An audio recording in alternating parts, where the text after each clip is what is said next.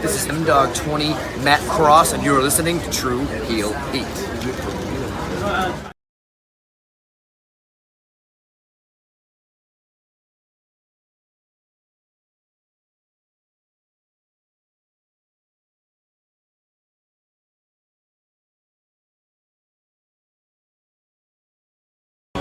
You already know what time it is, man. The young goat in the building. Make sure you tune in to Tru Heel Heat podcast.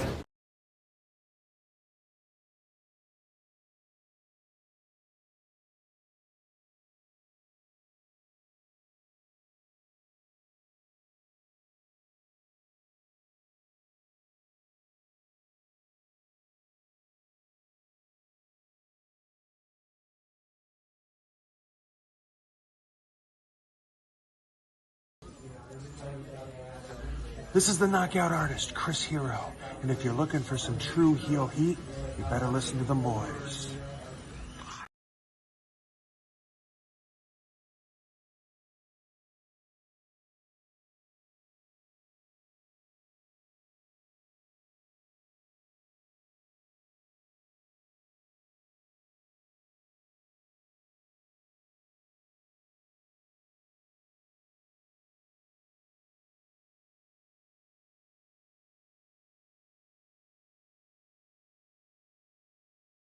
Alright, this is Dennis here, very nice, very evil. You are watching Tru Heel Heat. Probably should have had MJF do this, but here we are.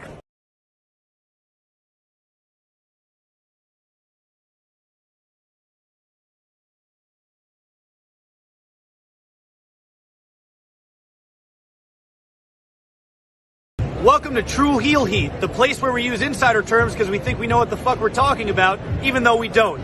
My name's Maxwell Jacob Friedman, and I'm better than you, and you know it.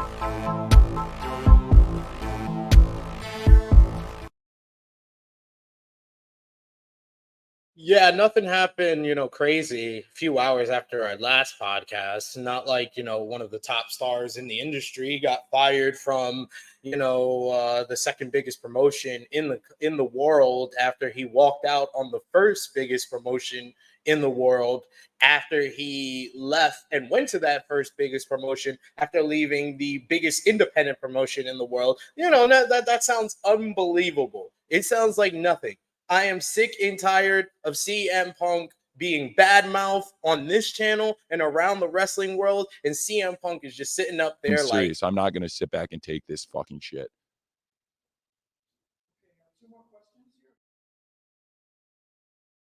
We're here to discuss CM Punk's firing and a possible WWE return plus AEW All Out, WWE Payback, the week that was in professional wrestling. It's me and Krssi Luv. It's Tru Heel Heat 242. Let's get to it.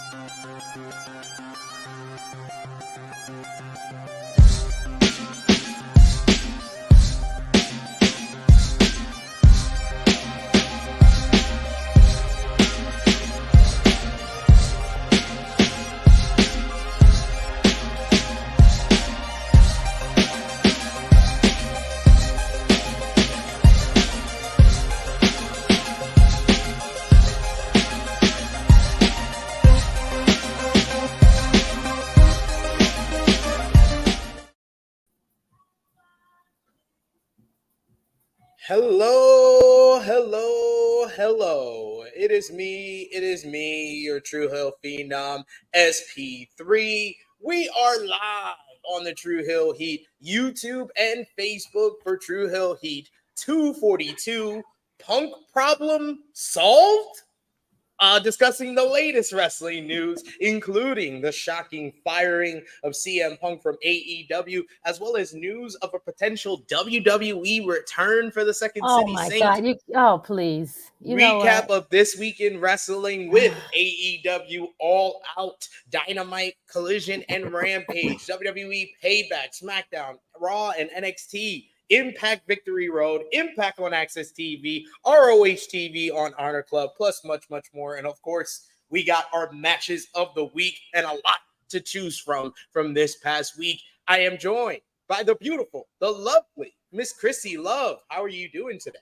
Good morning, everybody. Happy Saturday. It's a lot to unpack what you just said, friend. Yeah, poor Phil just fucked up the bag, yo. Just, Phil, I don't know, Phil. It's just, I don't get it. Poor Phil, like, and now it's like rumors, like you just said. I was like, oh my God, these people are such trolls. They always got something to do. Anywho, tits up and watch out for the shoe, friends. Chin up. Oh, chin up. Tits out. out. And watch out for the shoe. And watch for the shoe. For the shoe. I need that on a shirt. The best character in wrestling right now, ladies and gentlemen. I swear the best on character in wrestling is Tony Storm. Fuck what you heard. Period. That's it. Best storyline right now is everything going on with Better Than You, baby. Whether it's Roderick Strong whining, neglected kid with a broken neck, or Samoa Joe coming at MJF giving him PTSD. That's the best story. But the best character is Tony Storm. I'm sorry to say that. I'm sorry for any fans of the Bloodline storyline. Oh my God, can we talk about that really quickly, friend? Oh, we're gonna get into everything. Please. Everything. Okay. Everything from this I watched week. SmackDown last night, and I was just like, "What the fuck? What are we doing? What are we doing?" Their mistakes is becoming plentiful with the Bloodline storyline, but we're gonna discuss all of that. As well as they need to watch out for the shoe, because they're getting the shoes thrown at them plentiful. I mean, I wanted to throw my shoe at the TV. Watch out for the tomato. Oh, yes, please. Okay, go ahead, finish. Go ahead. All right, I'm sorry. We want to thank you all for joining us live for our flagship podcast. We are here every Saturday, 11:05 a.m. Eastern time, to talk about the week that was from professional wrestling. We talk about all the latest and biggest news in professional wrestling. We give you the highlights, lowlights from each and every show. So we appreciate y'all for joining us live for the flagship. Remember, show your appreciation back by dropping the thumbs up on this video, whether you're watching live or on demand. You can also leave a comment down below if you're watching on demand about any of the latest wrestling news, including CM Punk's firing. And of course, you can sound off in the live chat. But before you do any of that, hit the subscribe button, hit the bell to stay notified for all the great content here. We're about 850 away from 10,000 subscribers. So help us along with our goal as we make that march to our year-end goal of 10,000 subscribers. And of course, sound off in the live chat. You can we'll try to highlight as many of your comments as possible. But of course, if you're feeling generous, you can send a super chat donation. It helps out the channel show so much, and it helps out all the contributors that you see on screen, like Miss Krssi Luv. We got Safet in the chat saying sup. We got Negro Buck, who says, good morning, everybody. We got Ace, who says, good morning, everyone. Trey Jones is here with us. What's up, good brother? Saying happy Saturday, everyone. Happy Saturday. We got Negro Buck said, so what do you guys want to talk about? I mean, listen, you tell us. It's a people's show. I mean, I don't know what else you want me to say. We are. No, I love it. You're just gonna randomly just say I'm gonna keep saying it. Yeah, I'm gonna keep randomly throughout the show. Watch, you're not even gonna know it. Tits out, chin up, and watch for the shoe. And watch for the shoe. She's like, you're just a pokey poke, just a poke, just a poke. I'm sorry. Go ahead. I don't trust anyone. I don't these shoes. I love it. I don't know who does not get it, but it's fantastic. Like, it's so funny, it's obnoxious, and it's great. Like, who does not get it? Out of nowhere, Tony. Out of nowhere, like she just did the change like that. Like, it was just like overnight. Like, she just woke up and was like, you know what? I don't understand this. I don't have any friends. Like, no, she basically was like she lost the title and she was like, I'm not gonna let my husband be the best character in the family anymore. And just out of nowhere, it just became the best character in wrestling for me. Yeah. We got Negro Bucker says, man, fuck Phil. Who needs Phil when we just got Dragon back? You know what? That's also very true. Okay, well, okay. SP, go ahead, friend. It's just us, and we can. Everybody knows who I'm riding with if it's a choice between CM Punk and the American. Oh, that's Dragon, no Bryan question Danielson. right there. Like he came back, he wasn't even going 6 weeks. Like, how are you going 6 weeks? 6 weeks. 2 months. 2 months. 2 months. Yeah, 2 months. Okay. 8 weeks. Okay. 8 weeks. 8 weeks. All right. Can we say that All Out was better than All In? No, we're going to talk about it. We're going to start with All Out. We'll start with All Out. Okay. Trey Jones saying Coke is better than Pepsi anyway. I mean, my Mr. Love will definitely tell you that he is not a Coke head, but he drinks Coca-Cola. I would hope so. I would hope he's a Coca-Cola head. He's a Coca-Cola head, and he will say that he will argue down on why Pepsi is trash. Pepsi is just too sweet. It's too sugary. That's what it is. It's too sugary. That's just what it is. My mom loves Pepsi. My mom would argue with your husband about. Oh my God, I would love to see it. Oh my God, he will. Yes. Okay. But my missus would be with Mr. Love. She'd be like, Coke. When we go places and they have Pepsi, he was like, "This is a travesty. Who is the manager? Yeah, like what is this?" Anyway, go ahead. WWE can have Thanos back. Jesus, we're calling him Thanos. I've heard people refer to him as Voldemort and now Thanos. What? Who? What do we refer to Punk as Voldemort now? Okay, I'm about to say not Thanos. Thanos was the least, powerful. He was about he was about the stuff. This guy, unfortunately, Punk is not powerful. He's not about his money. He was powerful backstage. I mean, they gave him a whole show and he still fucked that up. So he still fucked that up. We got Negro Bug saying the fact that was basically his theme music on Wednesday was great. Friends. Like, go ahead. Favorite. He's awesome. You should care more about his neck health, Krssi. You need to care about Roderick Strong's neck health. Okay. All right. I am disturbed. I am disturbed to call you a friend and like a sister to me, and you don't care about Roderick Strong's neck. I'm starting to really He did a whole match without his neck brace. I think he's doing. But you saw he put the neck brace on after the match. I know. It was hurting. Second best gimmick so far, besides Tony. Yes, the best. They're the best two characters in wrestling right now.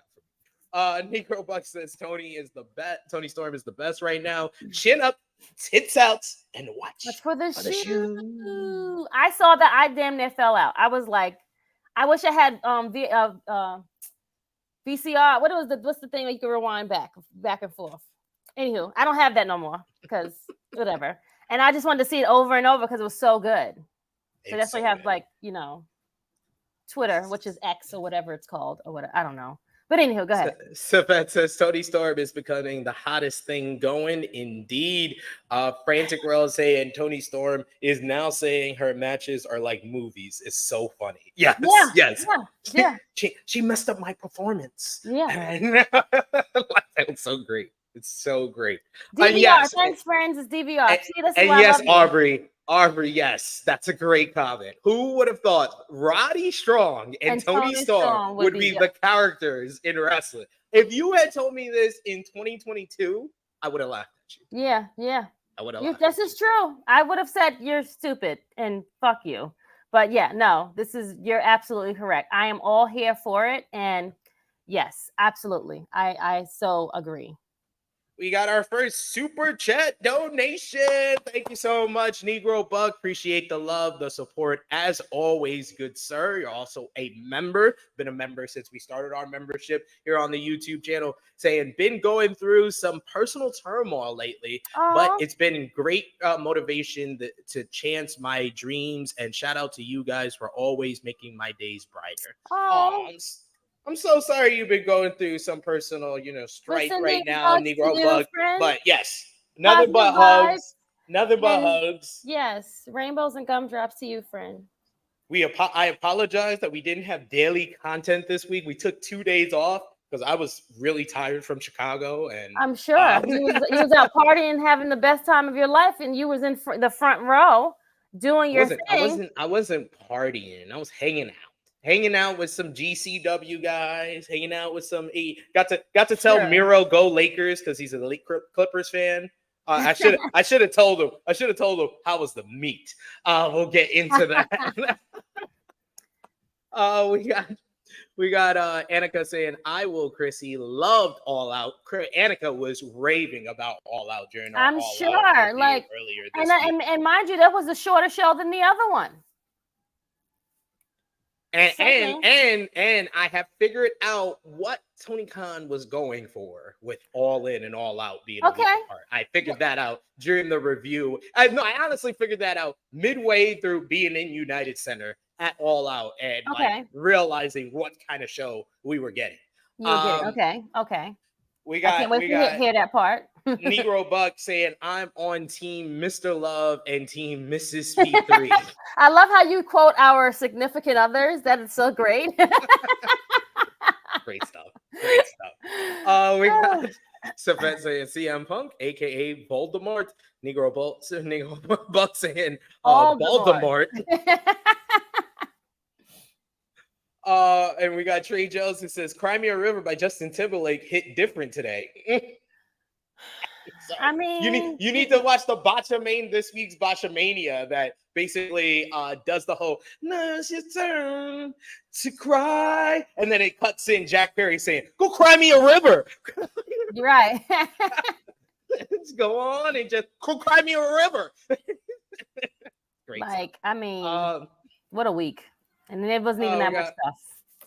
Whole bunch of love in the chat going on. Love you guys. You guys are awesome. But yes, we start off every edition of our flagship podcast here with our Tru Heel roll call, where we shout out all of you supporting us, whether it be on social media, the Tru Heel Heat YouTube channel, or Patreon. Our top 3 conversation starters on our Tru Heels group page over on Facebook. We have Rion Yinkle at number 3 again. Number 2, once again, the Negro Buck, Nick Jackson, and number 1, Stewie Palmer. Our Patreon backers, we got Vala B, Vala B, Alan Weinstein, Nick Jackson, Alex McCarthy, Professor Chris, Austin K, Blue, Robert, Steve, Antoine, 5th Generation Carney, Ladarius, Russell Scopes, Dan, Kobe, Queen, Dolores, John Martin, DJ Eric, Marcus, Justin, James, Allen, and Santo. Thank you so much for supporting us over at patreon.com/Tru Heel Heat. Tru Heel Heat Prediction Championship is up and running.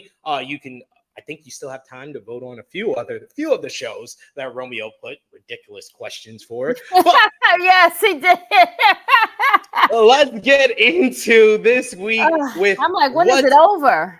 And Jesus, I was like, Jesus Christ. And then he said, I'm in the mud because I sent it in after SmackDown because he doesn't realize that I totally forgot Victory Road was last night. I literally watched it this morning. I usually have the split screen going. Right. He did. I'm putting it on air because he did give me the thumbs up, meaning that my predictions for Victory Road still count because I did not watch it before I gave my predictions. Didn't even see the results. I watched it this morning so I can do this show.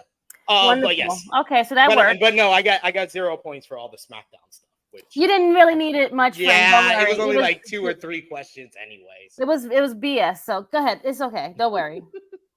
But let's get into what we missed this week, Miss Krssi Luv, with what was an absolutely sensational AEW All Out 2023. I can honestly say, Krssi Luv, one of the greatest live events I've ever been to. I can imagine. The show featured Jon Moxley defeating Orange Cassidy in a tremendous main event to win the AEW International Championship. You say finally, but I wanted Orange Cassidy to win this. I wanted him to win this. Did you really? This would have been a 5-star match if Orange Cassidy would have won. Because they told the great underdog story. So if he had overcame and won, it would have been a perfect match. So wait. So you would have preferred him to win and would have given it 5 stars. So since he didn't win, you didn't give it 5 stars.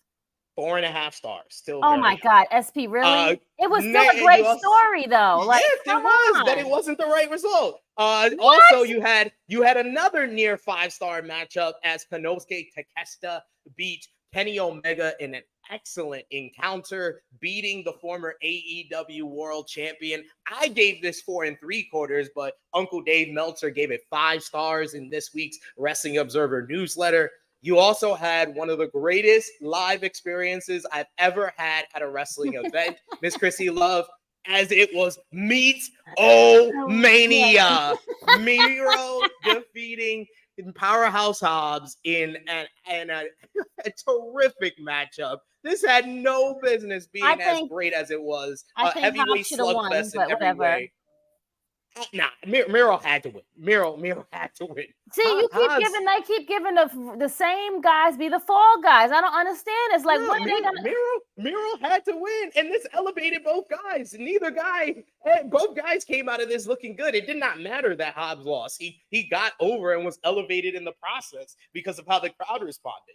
And then after the matchup, we had the debut of CJ Perry, aka Miro's hot, flexible wife, to help Miro from a post-match beatdown from Hobbs. But Miro, who denounced his wife, walked away from her. You also had Better Than You, Bebe, beat Dark Order to retain the ROH World Tag Team titles. Post-match, Samoa Joe came out to shove MJF before his ROH TV title match, which led to giving MJF PTSD from NXT TakeOver Brooklyn when Joe pushed him aside when he was 19, leading to a pull-apart brawl between the two men.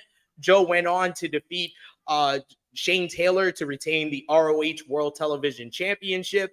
You had Bullet Club Gold, the Bang Bang Gang, defeated FTR and the Young Bucks in a super fun 8-man tag that the crowd tried to basically hijack, but couldn't because it was so much fun. You also had Luchasaurus beat Darby Allin in a very good David versus Goliath battle for Christian Cage to retain the TNT Championship. Chris Statlander beat Ruby Soho in a good match to retain the TBS Championship, thanks to help from everyone's favorite Tony Storm. Love it. Hangman love the outfit. Adam Page. Love everything. Hangman Adam Page won the over-the-budget Battle Royal by last eliminating Brian Cage. And finally, it was the returning Bryan Danielson who defeated Ricky Starks in a bloody, violent, brutal, absolutely incredible strap match. Uncle Dave Meltzer and myself rated this matchup 5 stars. I called it the greatest strap match I have ever seen, especially the greatest strap match I ever seen live. Ricky Starks was elevated in defeat. Starks, yes. Absolutely amazing show. And I will say it with you, Miss Krssi Luv. All Out, greater than All In. Yes. And I'm only saying that because, and it's sad to say because Will Ospreay was in All In, but All Out was, and I didn't even watch it live. I had to watch it like the next day. It was way better. I'm sorry. I wouldn't say way better. I gave All In a 8.5, and I gave All Out a 9.5. So that's why they're neck and neck. They're a point apart, but it's not like it's Payback compared to All Out. I didn't even have to watch Payback, and I didn't even watch Payback. I'm not even gonna lie to you on that one, friend. I didn't even have to. I know I didn't have to. There's levels to this. Yep. So we can't say it's too far apart. No. Midway through the All Out experience, being there live, I realized what Tony Khan is doing. Which is? It's the 2-night WrestleMania, guys. It's AEW's answer to the 2-night WrestleMania, folks. Is this gonna be a thing now? Except he's not giving you 2 stadium shows. He's giving you the big pomp and circumstance stadium show that you come to expect from WWE for the big event. And then he's giving you the more prototypical AEW party, house party type vibe in an arena back to back, with Chicago being they're probably their loudest and best crowd. That was the best crowd AEW has had in a year like at All Out. That crowd was incredible. That was an even all-time with still not crowd. being there. And then you get a week before that 80,000 people in a stadium.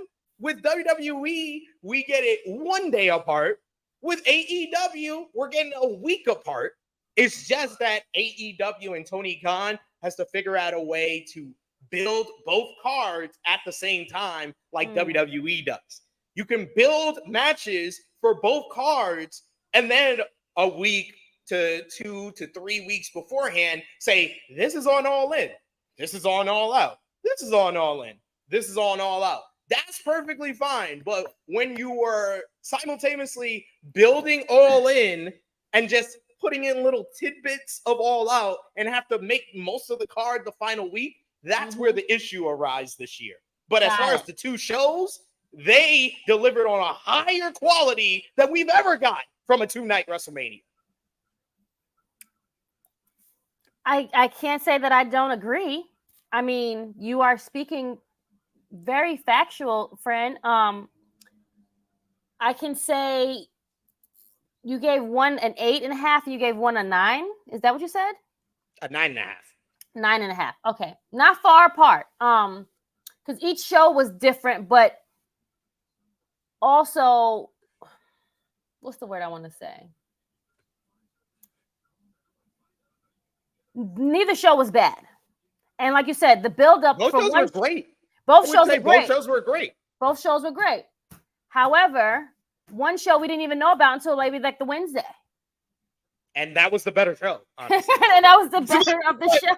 That's the thing. That's the thing. Like, people have to realize, because we're about to talk about all the drama that went down, you know, before All Out, coming All Out with CM Punk's firing. But I have never, and it's another thing that I think I've said on a couple of streams this week, I've never seen a locker room this messy, but the roster be this exceptional at the same time. Like, how do you go to work and still do your job perfectly, but still have beef in with your bosses and everything and your coworker? But people just have to understand how like rare and how all time this roster is. There is not many companies that you could have Bryan Danielson, widely considered one of the greatest, if not the greatest, in-ring performer of all time. You follow him with Eddie Kingston, who is beloved by everyone and one of the most popular baby faces, alongside Claudio Castagnoli, who is one of the more underrated wrestlers of all time. Then you follow that with Kenny Omega, who, if you don't consider Bryan Danielson the greatest wrestler of all time, a lot of people consider this guy the greatest wrestler of all time, against Konosuke Takeshita, who they are basically grooming to be his heir apparent. Then you follow that with the Young Bucks and FTR, and the Young Bucks being absolutely hated in Chicago, along with Bullet Club Gold, this group that is just wildly popular with the fans. And then you end off the night with the two workhorses of this company in Orange Cassidy, who was just supposed to be some indie darling, some gimmick, some character that has quickly become the biggest homegrown star not named MJF in the company. Right. And Jon Moxley, right, who is the ace of the whole entire company for the past 4 years. Yes. And that was the consecutive 5 matches that ended the show. There is no company I've ever seen that can have that group of people end off your show in consecutive fashion. Yeah. I mean, it was like an ROH show. I'm not even going to lie to you, but it was a great AEW platform show for this Chicago-based crowd. And I think he had to prove that him firing Punk was something that he needed to do. He probably didn't want to do, but it was kind of like holding his company, like kind of like this maybe, or like back almost. And he had to like, you know what? I'm going to pull out all the stops. This show has to be fire. This is what we're going to have to do. And it can it can succeed without him. It did before. Just if you keep putting on matches and giving stories like this, I think you'll be to the hills. We got Negro Bucket says SP3. How loud were those strap hits live in person? It sounded like a thunderbolt. went through the arena. Yeah. Wow. It really felt like he was whipping the life out of Ricky Starks. There was people, there was some black folks in the building that felt uncomfortable at seeing a light-skinned man whipped like that by a white man. That's how bad those strap picks were. They were vicious. Damn. I didn't even think about it that way. Aubrey saying CM Punk drama ruined All In. I wouldn't say that. I don't think so. No, Aubrey. You could say it overshadowed, but how can you ruin a worldwide record of 81,000 people in attendance and all the great wrestling we saw up and down that card? I don't think you can ruin that. You can overshadow it. That's what Punk did. And I think Joe should have been the winner, but whatever. I mean, especially now that he's feuding with MJF. Right. We said that from the week before that when we were giving our prediction that Joe should win, but we knew Phil was going to win. But hey, what do we know? What was your match of the night from All Out? The strap match. Yeah. Strap match. I'm sorry. Second would be the Moxley and Orange, the closeout, of course, because that was great. But yeah, the strap match for sure. And just seeing Daniel come back and just like after like 2 months being gone, and he missed the biggest show that and he worked the whole match with one arm. He didn't even use the broken arm. The whole match. The whole match. Yep, you're right. You're right. You're absolutely right. Yeah. Dr. Gray saying now that they've done it, they know how to build it now. I would hope so. I would hope so. I would hope so. If they're gonna do, is this gonna be a thing now where it's gonna be the 2 weeks back-to-back shows? No. I think this time of the year they're doing All In, All Out next year, back to back. That's what I'm saying. Is this going to be like a back to? This is going to be a yearly thing now. Like for them, they're going to do like the back to back. I like it. I'm not mad at it. I like the back to back. I mean, I got to give them like $50 for the pay-per-views, but whatever. Like set up a bundle, please. But they did. Wrestling Observer newsletter did say that the plan was for All In to be on Max, but they hadn't developed the technology yet to basically stream it on the platform. And now the technology has been made. Okay. Maybe next year, maybe we can get that done. AEW, come on, please. We got Aubrey who says this was a rough show. You must have been watching Payback. I don't know what you were watching, sir. I don't know how you can watch that show and say it's a rough show or an ROH show when there was one ROH match with Joe and Shane Taylor. I think you're really gassing it, sir. You're really. I don't know. Teach his own. You're entitled to your opinion. We got Annika who says, and feels like All Out had more to prove because of the Punk Priory. Most definitely. That is 100% facts, Annika. I felt like the roster was completely motivated that night to prove themselves and take it to another level. Yes, I agree. We also got here, we got Annika who says, it feels like Moxley and Danielson are the daddy and uncle of AEW. Danielson be at home and Moxley calls him every time the family needs help. Yes. That's nice. I will agree with you there. I would like if they went to maybe New York, maybe if they. I would like New York, yes. For it All Out, that would be nice. I mean, I plan on going to the media scrum following Grand Slam if that is going to go down. Tony Khan talked about that during the All Out media scrum, and I've already got a media ticket for Grand Slam. So good for you. I am going to try to go to that. And my question is going to be, is this kind of the plan for like the next couple of years to just do New York a couple of times in Long Island, close to New York for Newark and then Grand Slam? Or are we finally going to get a New York pay-per-view? Right. They done Full Gear in Newark, but they've never done a pay-per-view in New York. Yep. And because of how many people will come out to Arthur Ashe and stuff like that, I think that it just makes sense. I mean, he should. I mean, we don't have to do Arthur Ashe. He can easily get the Barclays or the Garden easily. Like, you just have to get the dates and see if it's free. They have deals with WWE, exclusivity deals. Oh, so we have to go to Long Island?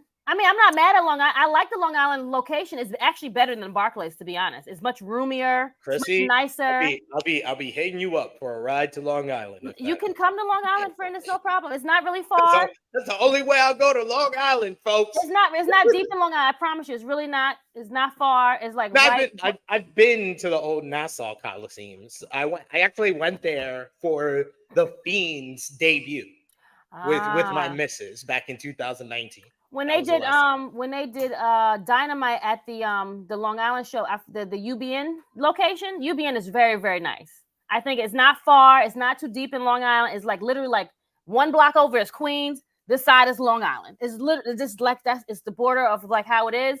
It's really not that far, and it's much nicer. They have the restaurants are much better than the Barclays. Just saying. And I'm from Brooklyn, so just letting you guys know that. So they can do a pay-per-view here in New York. They wanted to. This is true. Negro Buck saying, I really want All Out to get out of Chicago, but I'm not mad if All In stays in Wembley. There we go. All right. Well, we got to talk about it. It's the elephant in the room, and I already see you guys talking about it in the chat. It's time to talk about CM Punk being fired from All Elite Wrestling last Saturday, mere hours after we went off the air on the show. I was literally. Did it happen on the Saturday? I literally was at StarCast and saw the press release, and my jaw was on the floor. Oh yes. Because we had finished the day. You were going to the show was the next day. Payback was that night, and okay. It was that day. It was, and everyone was okay? Oh, I had wrist surgery. Yes, on Thursday. So I'm in sorry. It's the first time I've seen your hand this whole time. Before the show and during the show. I had a bump cyst on my wrist that was giving me pain, and he drained it. Well, sorry. Well, you don't have to make up stuff. We all know Krssi Luv was really the person backstage at All In who punched the wall. We know after Punk and Jack Perry got in a fight, it wasn't Brody King. It was actually Krssi Luv.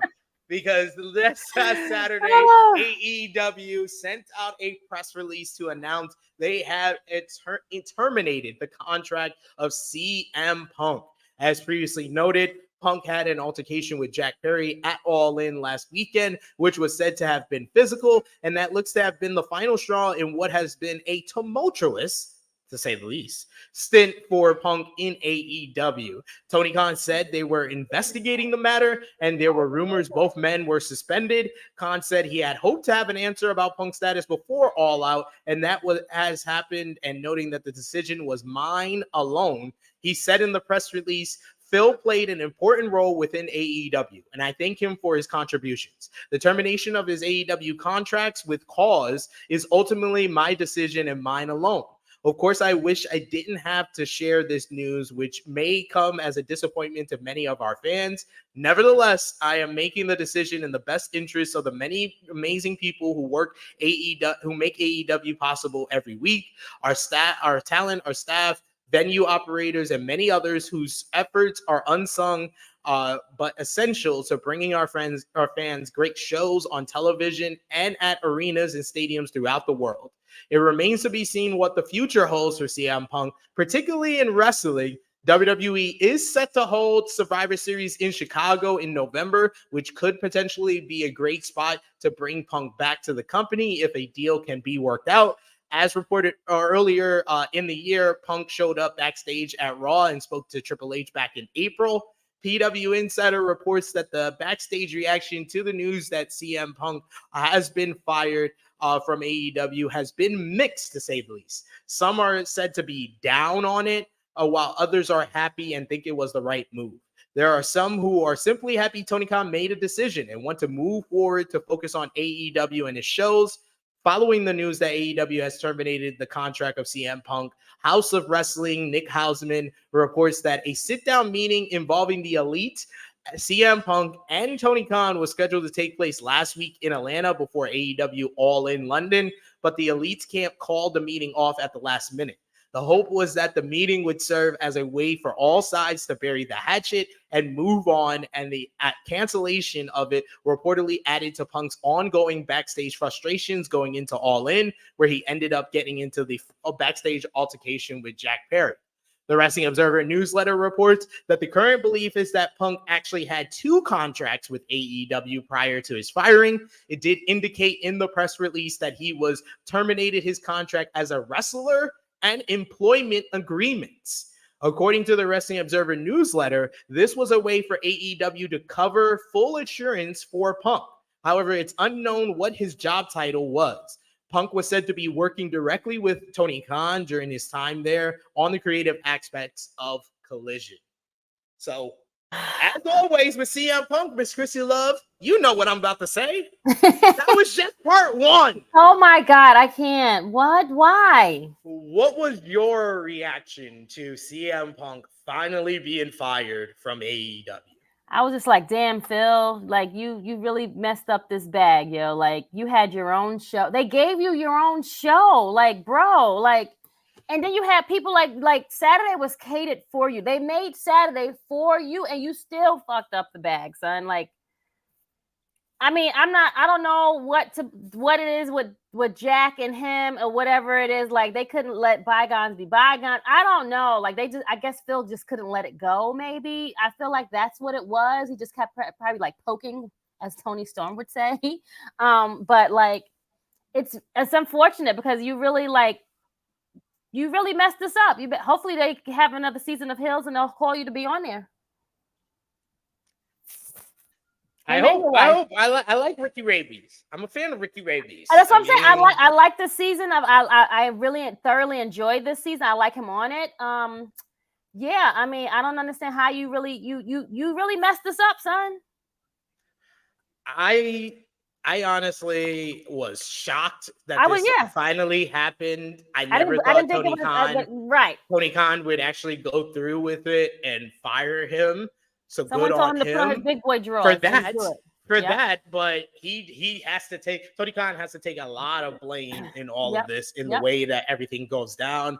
I don't think that he handled the All Out 2022 media scrum very well at all. He did not handle the backstage fight between the Elite and CM Punk well at all.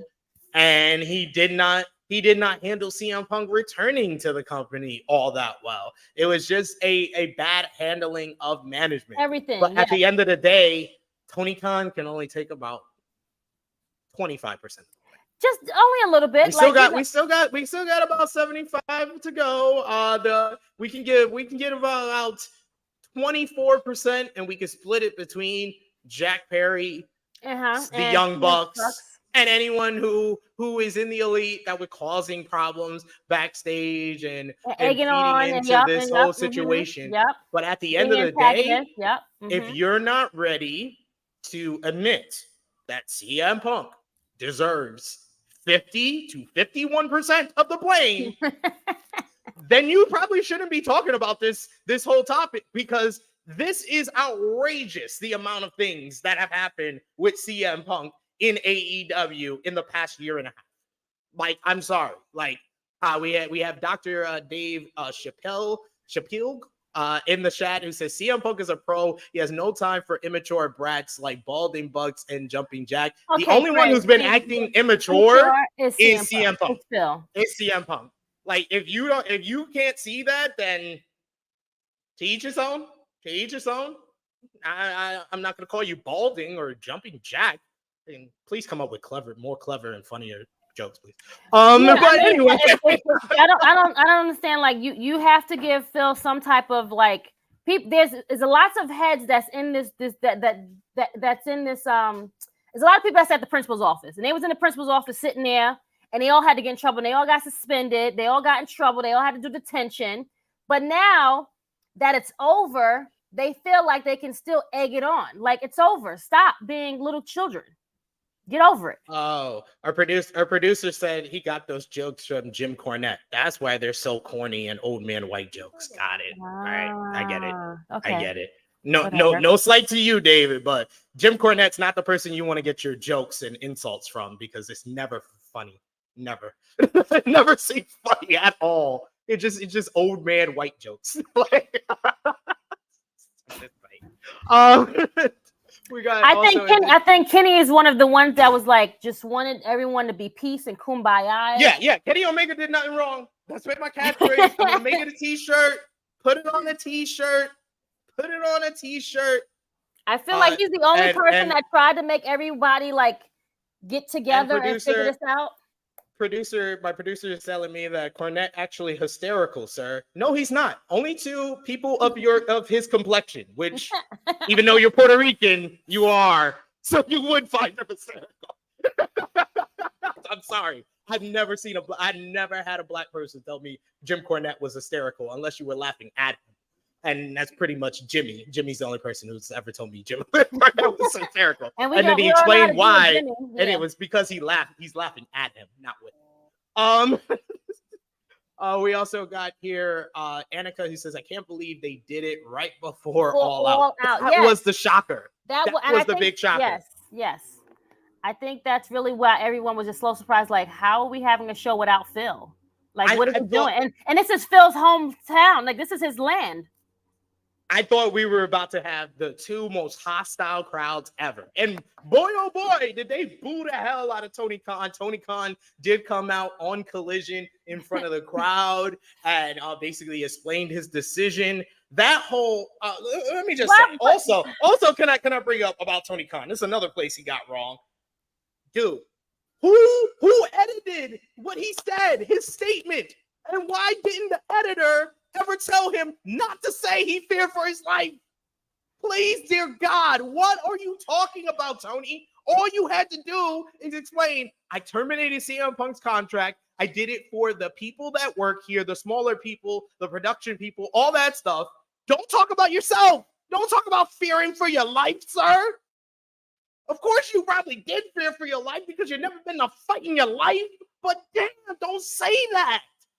Why you say that, Krssi? Why? See, someone really needs to have like a filter for. First of all, why would he even go out there in the first place? That was like, I thought they were going to throw stuff at him, to be honest. Remember back in the WCW days when they would like throw stuff and Hulk Hogan got the bottle and Kevin Nash got the stuff thrown at them and they got hit in the face? I thought that was going to happen to him. David saying Jim Cornette is not a racist. I never called him a racist. No. He says if you ought to be pissed with any old white man, then you ought to be pissed with Triple H and his passive aggressive racist ass. Well, I'm not going to comment on passive aggressive racist ass, but if you this must be your first time watching, because if anybody goes in on Triple H and his piss poor booking, it's this guy. Yep. It's this guy. And I never called Jim Cornette racist. I called him not funny. So you shouldn't use his corny ass white man jokes. That's all I said. I don't think Jim Cornette is racist. I think he said a racist joke one time about Trevor Murdoch having a KFC bucket on his back and stuff. But I don't think making a racist joke makes you racist at all. Actually. Yes, David, I'll give you that. That was racist. The whole angle with Booker T. When you make a good point, David. So you get some points back. Okay. But let's break down this whole CM Punk, because I did this on Thursday on AE Ramble. I'm gonna do it here for the fine folks watching the flagship podcast. If you haven't already, drop the thumbs up. If you're watching on Facebook, drop a heart, a like, whatever emoji you want, and keep sounding off in the live chat because we love interacting with y'all about this. Yes, super chats, everything. Yes. Let's read this list of everything that has gone down with CM Punk, because we got some stuff on here. We got some stuff on here. You know what? No, let's go to the second part of this story. Okay. Let's go to the second part of this story, and then we'll break everything down, because I think the second part of the story tells the latest story about CM Punk being backstage. But so Fightful Select had a new report with more details on the bombshell firing of CM Punk, which happened before Collision. AEW and Khan announced that the former champion was fired with cause. With regards to CM Punk potentially returning to WWE, the report notes that Punk still has major heat with some of the top names earlier this year. citing how Punk was asked to leave WWE Raw in Chicago earlier this year when he showed up and visited backstage. Fightful Select notes that most WWE sources said they didn't think Punk was going to be fired from AEW, and there were no real expectations or plans of him going to WWE.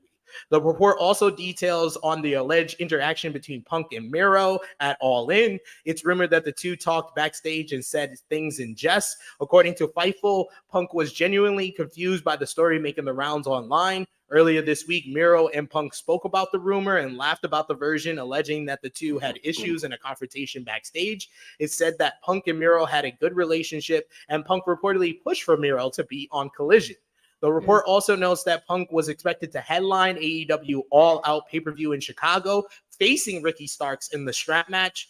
It was, of course, Bryan Danielson who replaced him, and Danielson's return was kept secret within the company before his return made the air.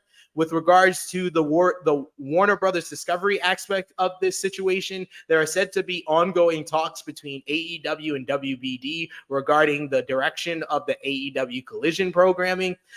Additionally, security at United Center reportedly confiscated CM Punk signs before the start of the show. While no progress was made between Punk working with the Elite, CM Punk reportedly informed Fightful and others backstage that he wanted to get into a room and talk with them to work something out. Fightful Select reports that there were interviews taking place in regard to the investigation all week, and that included those who witnessed the altercation as well as those who interacted with Punk throughout his time with the company. Several unrelated things were said, have been looked into, and there is no indication that anyone beyond the disciplinary committee mentioned in the statement knew that the decision to fire Punk was coming within the company. Warner Brothers Discovery was informed that it was coming, and the Young Bucks were scheduled for Collision as of Thursday, while Bryan Danielson was planned to face Ricky Starks at All Out as of Wednesday. There's been no word of Punk speaking with anyone thus far, and there's no indication what that meant for Ace Steel's work as of Tuesday. It was also reported that there were plans for the CM Punk and Elite meeting, and Fightful Select reports that the truth of this is a matter of who you talk to. Sources close to Punk say the meeting was set to happen, while those close to the Elite have adamantly denied that it was ever going to happen. All sides seem to agree that a meeting was at least pitched. Punk's side indicated that Punk was frustrated that the Elite were not willing to speak with him. And according to Wrestling Observer newsletter, Dave Meltzer reported that the Young Bucks had actually told people that if there were no issues with CM Punk for 6 months, they would consider getting in a room and meeting with him. It was said that specifics regarding Punk and Tony Khan's interactions have been kept quiet, other than there were unpleasant interactions throughout the day at AEW All In. One source said that WBD and AEW spoke this past week about AEW Collision direction and ending the soft brand split that had been in place. Danielson is expected to be an integral part of Collision going forward. For Jack Perry, the report notes that the former FTW and AEW Tag Team Champion is not scheduled to work he wasn't scheduled to work All Out and isn't scheduled to work any AEW TV going forward. He has not yet been fired or informed of a firing in the aftermath of his incident with Punk, and now that Punk has been terminated. The Wrestling Observer newsletter reports this may be due to an altercation Khan had with Punk at the show. After Punk's match with Joe was over, there was said to be a situation between Punk and Khan that no one witnessed directly. All that was known that Khan was very upset after it. As for the investigation, it was conducted by an outside legal firm with no affiliation to AEW. However, there was some investigation from AEW's legal staff, and both investigations reviewed footage and spoke to witnesses, and top wrestlers were also spoken to about the overall situation with Punk and others, not the Jack Perry incident itself. And there were people that hadn't seen that happen and were just asked about the big picture. And once the investigation was over, both groups recommended to Khan that Punk get fired, and it was ultimately Khan's decision, but he decided to listen to both unanimous recommendations. And lastly, for those who still might suspect this is a work, multiple AEW sources are claiming to Fightful Select that this is in fact not a work. I mean, I don't think it would be a work. Like, this is a lot. This is a lot of stuff. Like, this has just been a rap sheet that's just been building. And it was the final straw. And I'm sure he probably got backing from like board members. People like in the back was like, yo, this is something that you really got to handle like now. Not tomorrow. Nip it in the bud. Not tomorrow. Not next week. You have to do this today. And he's probably like shitting bricks and was like, but we have a whole show tomorrow. I don't give a shit. Like, he's supposed to be my real world champion. Right. And it's just unfortunate that, you know, things had to get done. Oh man, it was good. It was good with CM Punk in AEW for like 6 months with no problems. No problems. No problem. You remember the Elite even featured CM Punk's return to wrestling on being the Elite. Like, what happened? What happened, Krssi? What happened? I wish I knew, because again, this is another time at Grand Slam where we will not see him. Like, this is I just like, realized that, yeah. No, remember last year, well, he got injured. So, you know, he wasn't there last year. So, you know, we think that there's hope again for him to be in New York. We want to see CM Punk, and this is what happens. Like, I agree with this. I agree with this very, very wholeheartedly. This is so true. I hope so. Like, we got Dedrin, shout out to him. I saw him in Chicago, got to meet him in person. He says, hopefully CM Punk does not end up being this generation's Ultimate Warrior. No, he is. Yikes. It's too late. It's too late. And you know, it's crazy. I was also, I don't know if I've said this on air, but I'll say it to you here. It's crazy because when he left WWE, he was the hero. He was the hero, and WWE was the bad guy. Yes, they were the bad guy that did not ever help him get to his potential. He was one of the biggest stars of his generation, a champion for 434 days, but they never quite gave him a top spot in that company. Right. And they were the bad guy. How they handled that whole situation, sending him his firing papers on his wedding.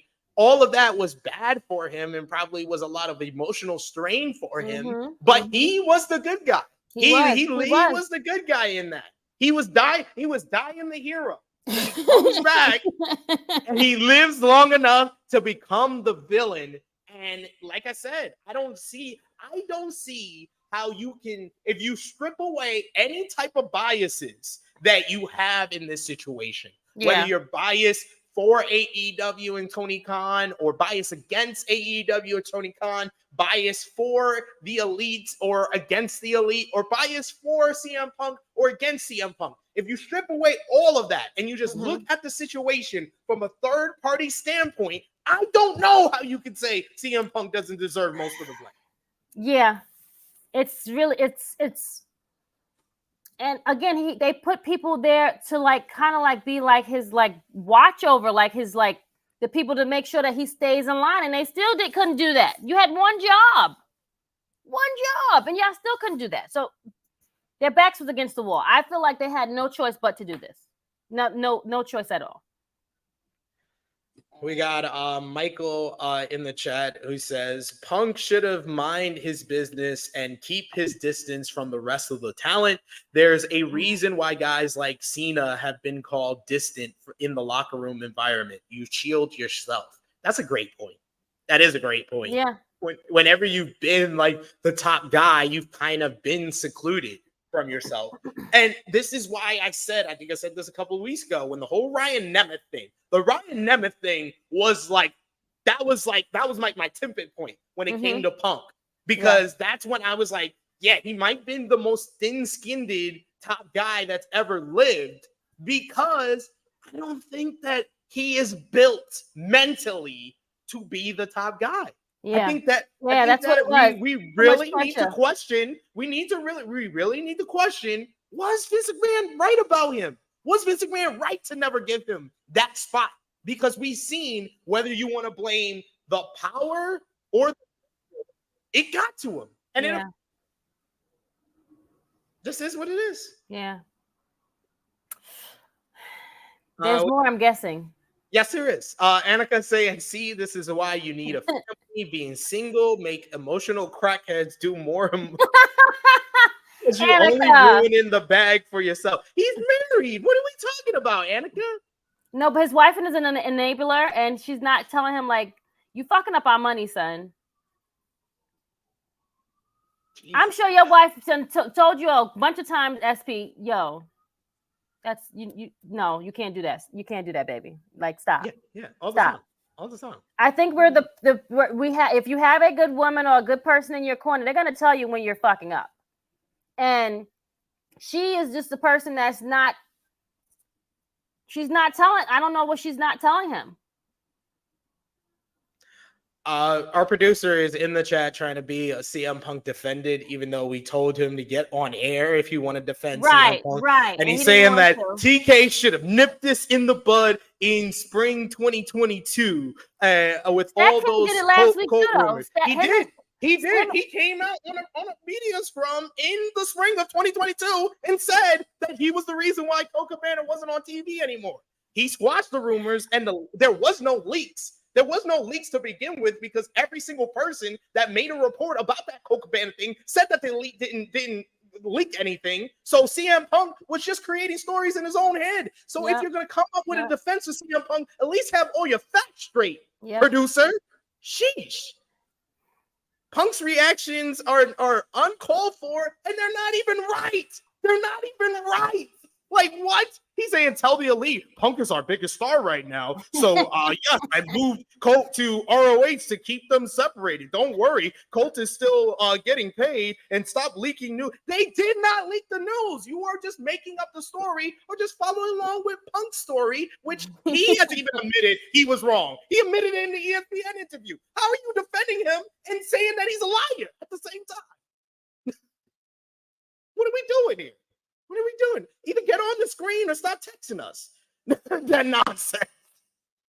Bell saying, I am convinced he wanted to get fired, honestly, but that's just me. Bell, it's not just you. My good friend Dutch Mantel actually said the same thing, and we're going to get into... Dutch said the same thing? Oh, my God. We're going to get into why that might be the case. Jack Perry, you got Michael who says Jack Perry is going to walk around on eggshells from now on. Him escalating things will not be taken lightly. Losing Punk is not reason to celebrate for AEW. Big business L. 100%. 100%. You're raising locker room morale, but you're losing the potential money you can get. So, agreed there. T5 the Great saying, folks accuse Punk of getting Colt Cabana moved, and instead of coming to him or TK, people talk about him to everyone but him. That's how this all started. Yeah, pretty much. People were talking around when Colt Cabana got moved. But there's also a bit of honesty that we have to say that Tony Khan might have not been told by CM Punk to move Colt Cabana to ROH, but he definitely moved Colt Cabana because of CM Punk to ROH. Like that, people need to realize that there is a difference here. There is a difference.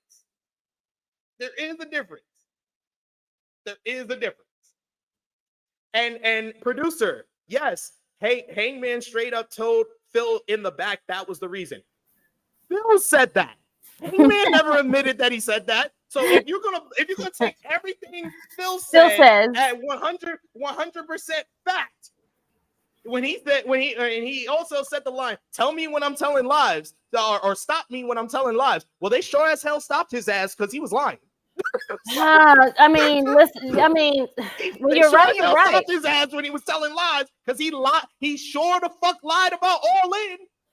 He was the first one to leak the news about All In and said, "Oh, Jack Perry came up to me." And then the video evidence showed that he was a bald-faced fucking liar. So how the fuck you gonna stand up here and text us while we trying to do this goddamn show with some fucking nonsense when we told you to get on screen if you want to defend your punk-ass fuck? The fuck? Trey Jones saying you can have beef with your co-workers, just don't fuck up the house money. Factual right there. Factual. Michael saying, you're right about the top guy argument. Punk is way too vocal and thin-skinned for that. Again, someone like Cena, the perfect example. The guy acts and talks like a politician. 100% facts. 100% facts. Trade saying everyone is gonna have an opinion about you. You can't press everyone who said something you don't like. That's what I said. That's why I really earlier, Shade, if you thought I came at you hard with your first comment, it's because you said Punk is a pro. Every way he's handled this situation and the things said about him or the things he thinks said about him is the farthest thing from being a pro or a professional. Honestly, as someone that has been in management for certain places, whether it be hotels, stores, establishments, he has handled this whole situation in the most unprofessional, immature manner possible by a top guy. We got Negro Buck who says, damn, if Uncle Dutch thought that, man, gotta be something to it. I'm just saying. We got Negro Buck saying, sounds like producers, dick rider without a license. Yes. God damn it. Pissing me off. Fucking our group chat looks like a fucking novel right now, Krssi Luv. What the hell? I don't know what's happening. I can't see what's going on. Hey, baby Seth, you're here. I have a license. I have a full license, sir. I have a full license to drive. Thank you very much.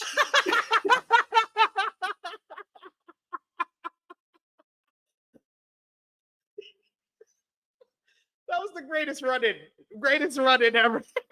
He has a license to drive that dick. And then we gotta move on because there was another CM Punk story that dropped after he got fired. Apparently, during AEW All Out, Cassidy Haynes at bodyslam.net reported that Punk got into an altercation with William Regal following Regal's debut in All Elite Wrestling at AEW Revolution 2022. According to the report, Punk refused to shake Regal's hand backstage at the show and went as far as to get in Regal's face and tell him he didn't like him or trust him, and accused him of being a stooge for Triple H. Regal has genuinely been thought of as a backstage leader for a large part of his career. Of course, at that same show, Punk beat MJF in a dog collar match. Regal's run in AEW didn't go beyond 2022 as AEW let him out of his contract, opening the door for him to return to WWE in a backstage role. In the latest Wrestling Observer Radio, Brian Alvarez noted that when Regal told friends about the incident, he didn't make it sound like it was a very big deal. He allegedly didn't even tell anyone until months after it happened. Dave Meltzer added that it had absolutely nothing to do with Regal eventually leaving the company. He noted that Regal was going to go back to WWE no matter what once Triple H took power due to their relationship. So what do you think about CM Punk now pressing William Regal when he arrives in the company because he believes he is a stooge for Triple H? Paul better not let Phil go over there and ruin stuff. I know that. If you know better, you better keep these people in line. I'm just saying, it's too funny. It's too funny.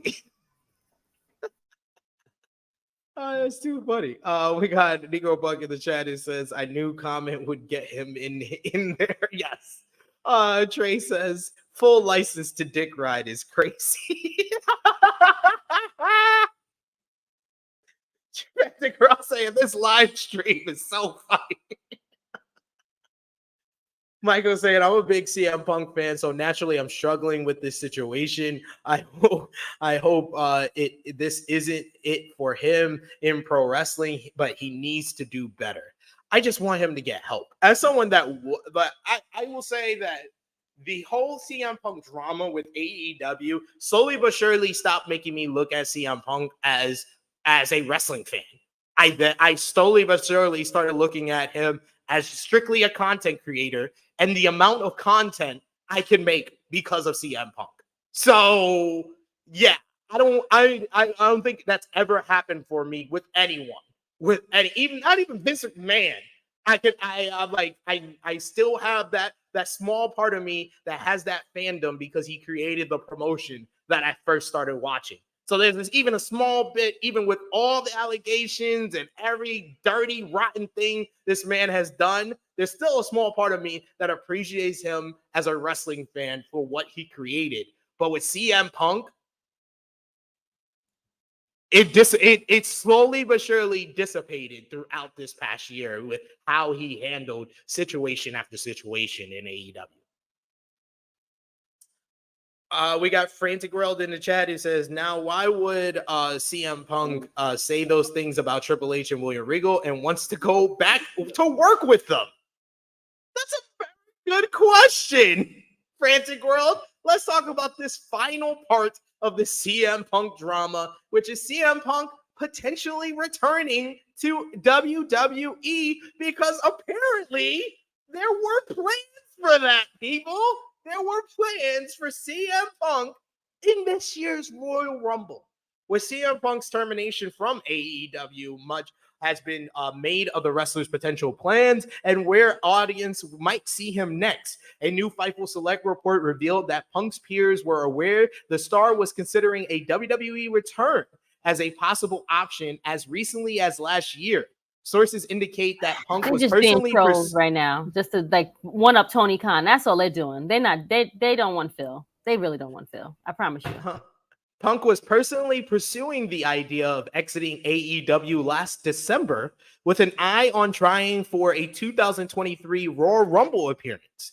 There are no confirmed indications that either AEW or WWE was in support of the idea. However, unconfirmed rumors that were heard by WWE talent also mirror the idea and included further speculation that Punk would have angled for a match at the following WrestleMania with whomever eliminated him at the Rumble, with Kevin Owens' name being linked to the rumor. So the plan apparently was for CM Punk to be in the Royal Rumble. CM Punk's plan was to be in the Royal Rumble, get eliminated by Kevin Owens, and then main event night 1 of WrestleMania against Kevin Owens.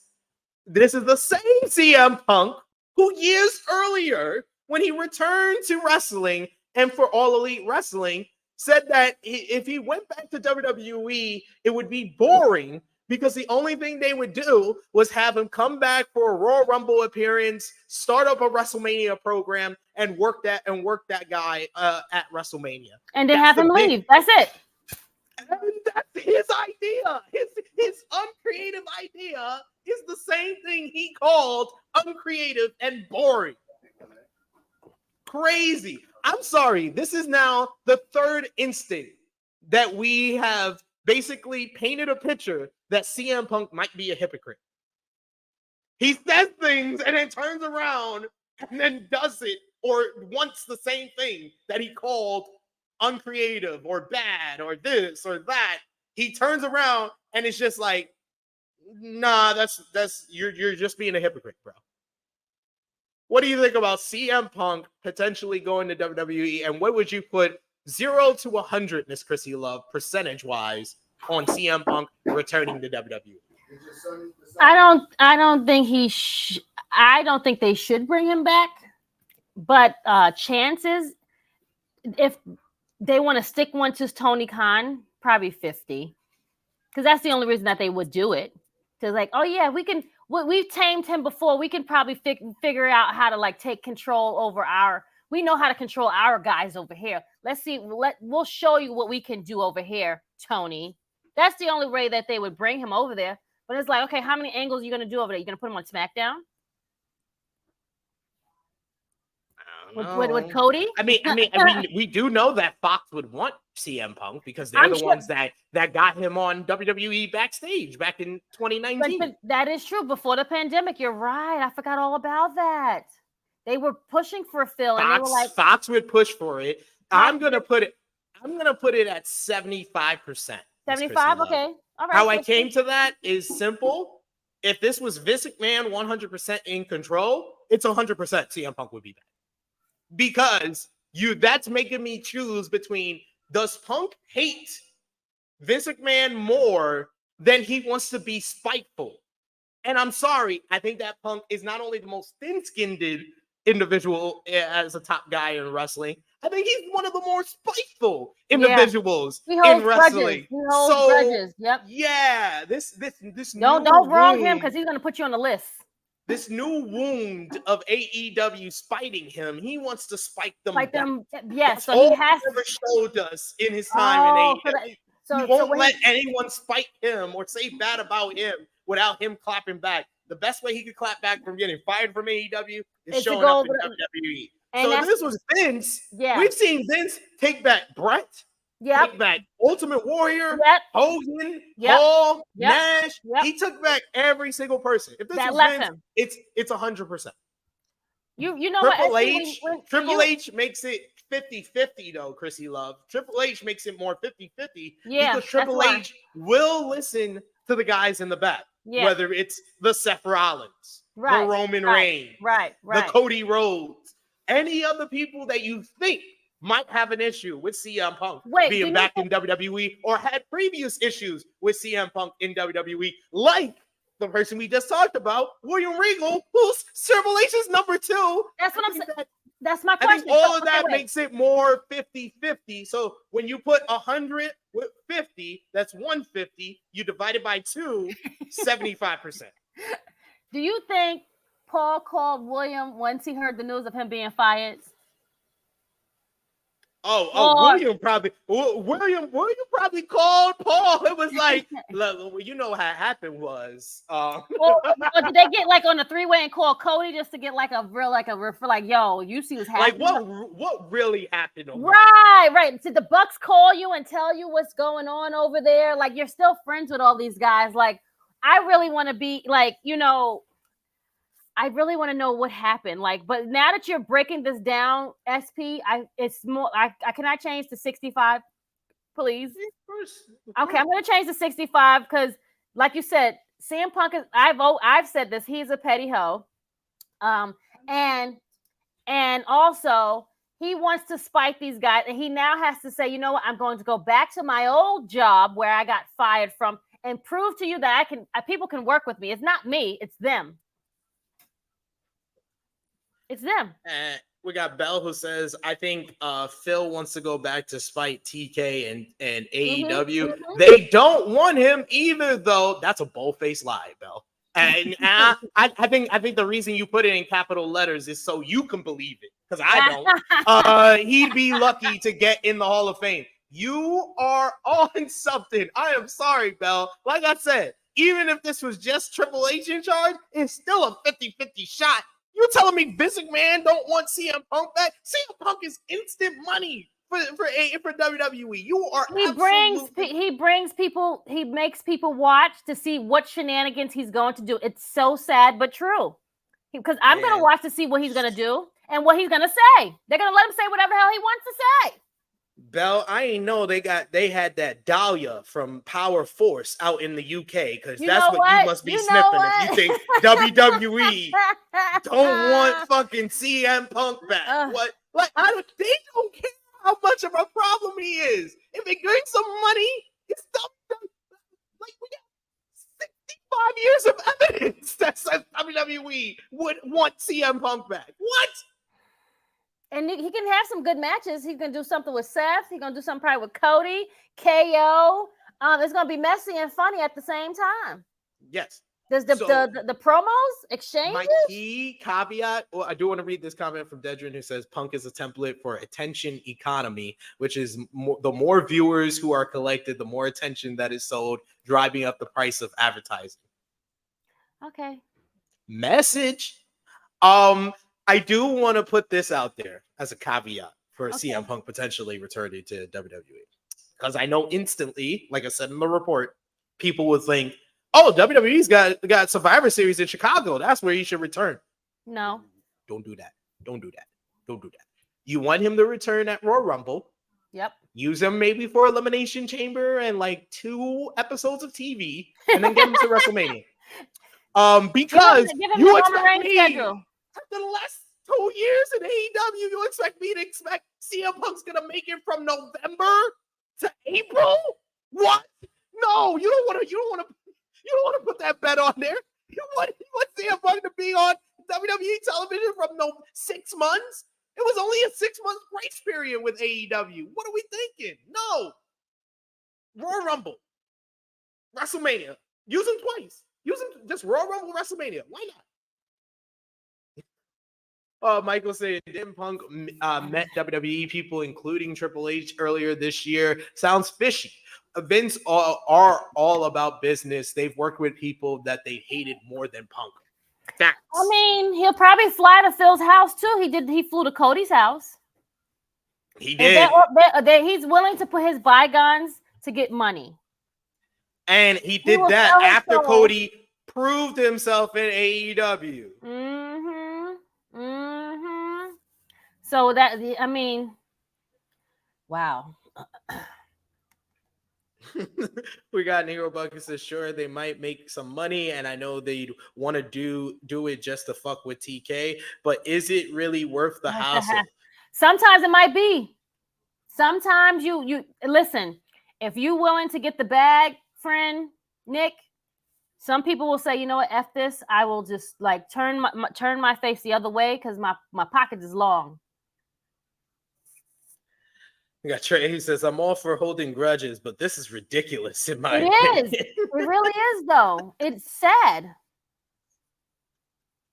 Oh, man. It's so true. It's so true. We got Trey's also says Punk is going back the old X to spite the new X. Yes. And he's going to sell, he sells merchandise wherever he goes. Yep. Frantic World and Endeavor might want Punk in WWE and will tell Nick Khan and Triple H to make it happen. This is true. We don't know how much power Endeavor is going to have, and we're going to get into when that deal is going to be done very shortly here when we get into WWE news. But there's more AEW to discuss and a lot more positive than all that. We're actually going to talk about AEW now, not CM Punk in AEW. Okay. We had to spend a good amount of time on that, which was understandable. But this week's Dynamite, I gotta talk about because I felt it was the best post pay-per-view show Dynamite has had this entire year. The show did 887,000 viewers as it featured the start of the Grand Slam World Title Tournament, with Darby Allin beating Nick Wayne in a very fun main event to advance to the semifinals, while Roderick Strong defeated Trent Beretta in a good match to advance as well, proceeding to put back on his neck brace after he got the win. And what I thought was the highlight of the entire show, and maybe my favorite thing in wrestling this week, we had an absolutely fantastic promo exchange between MJF and Samoa Joe, explaining their past together when Samoa Joe pushed him into a wall when he was just 19 years old back at NXT TakeOver Brooklyn. And Joe announced his entry for the tournament before laying out the champ, leading to Adam Cole making Samoa the save. This Samoa Joe is on fire. I think this is one of the best Joes that we've had in a long, long time. Motivated. Yes. He's got top guys to work with. That's true. Speaking of great promos, you had Swerve Strickland cut a terrific one himself to kickstart a rivalry with Hangman Adam Page. Got a story on his own. What world are we living in? Well, is Swerve gonna win though? Like, I'm all for all of this, but like, is Swerve going to win, or is he gonna be the next another Finn Balor that just loses and lose again? Unlike Finn Balor, though, Swerve can get his heat back by talking, it seems. This whole promo was one of the most realest because he fumbled over his words, but it just felt like he was getting emotional. It just felt like it felt like he's been in a coffin for 2 weeks, which he was as well. Plus, we had Prince Nana. Oh my God. That dance.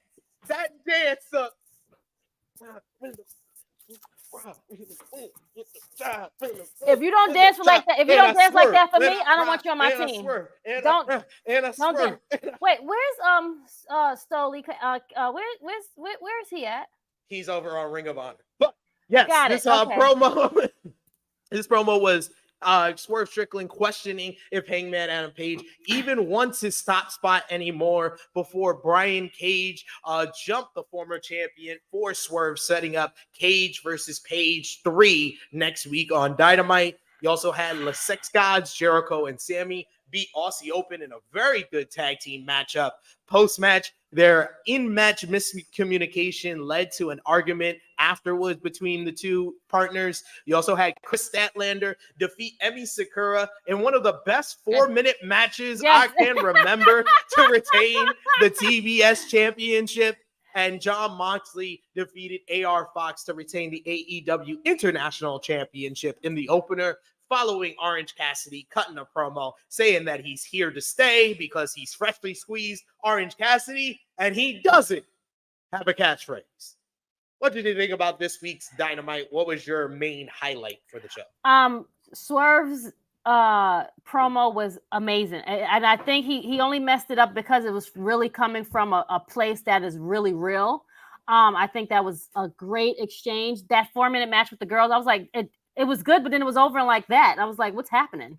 So I honestly, I agree with what Jimmy said on Ramble. Sometimes a TV match doesn't need to be more than 4 minutes. So if you can get all the 4 minutes in and it's entertaining as hell, I'm going to remember that matchup. You're right. I'm going to remember Emmy versus Chris because they packed in so much action into that 4 minutes.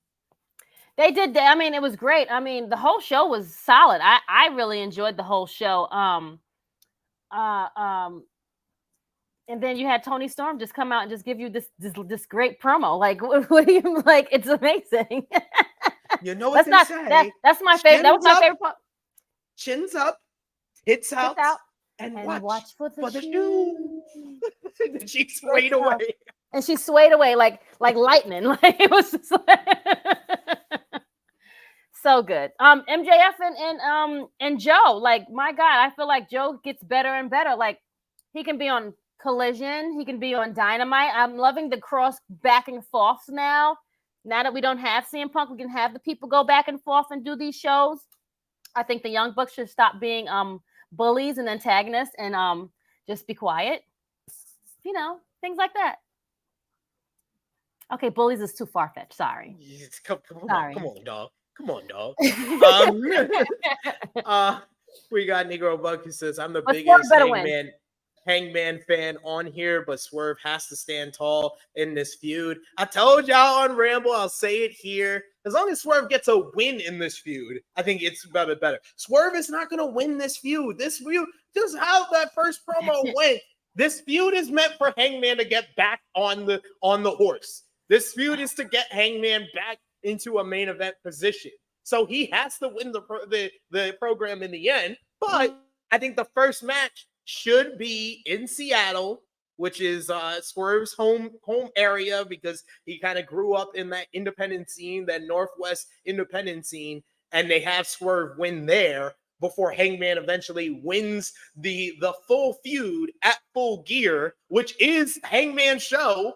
It's the show that was created because of Hangman not looking as good in his full gear as Pac back in 2019. It's the same show he beat Kenny Omega for the AEW World Championship. It's the same show he finally beat Swerve Strickland to win the feud.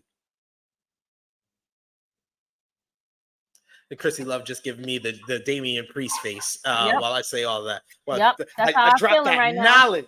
I dropped that knowledge for the people. Negro Buck saying every time that Swerve theme hits, you know I gotta hit that nah. And then the whip. And then the whipping. Oh my God, it's so great. It's so great. I love this episode of Dynamite. But Krssi Luv, I lied. This was the Punk news. An update from Sports Illustrated's Justin Barrasso. Sources close to both sides believe there will be a response from CM Punk, which could potentially be quote-unquote explosive. CM Punk has not yet responded to the announcement of his firing. Following the announcement, Tony Khan not only addressed the live crowd at the United Center in Chicago before Collision, a pre-recorded video message was also played at the start of the television broadcast on TNT. Following a physical altercation with Jack Perry that took place backstage last week's AEW All in London at Wembley Stadium, CM Punk traveled to Las Vegas. He accepted the Iron Mike Massacre award at the Cauliflower Alley Club's annual awards banquet later in the week.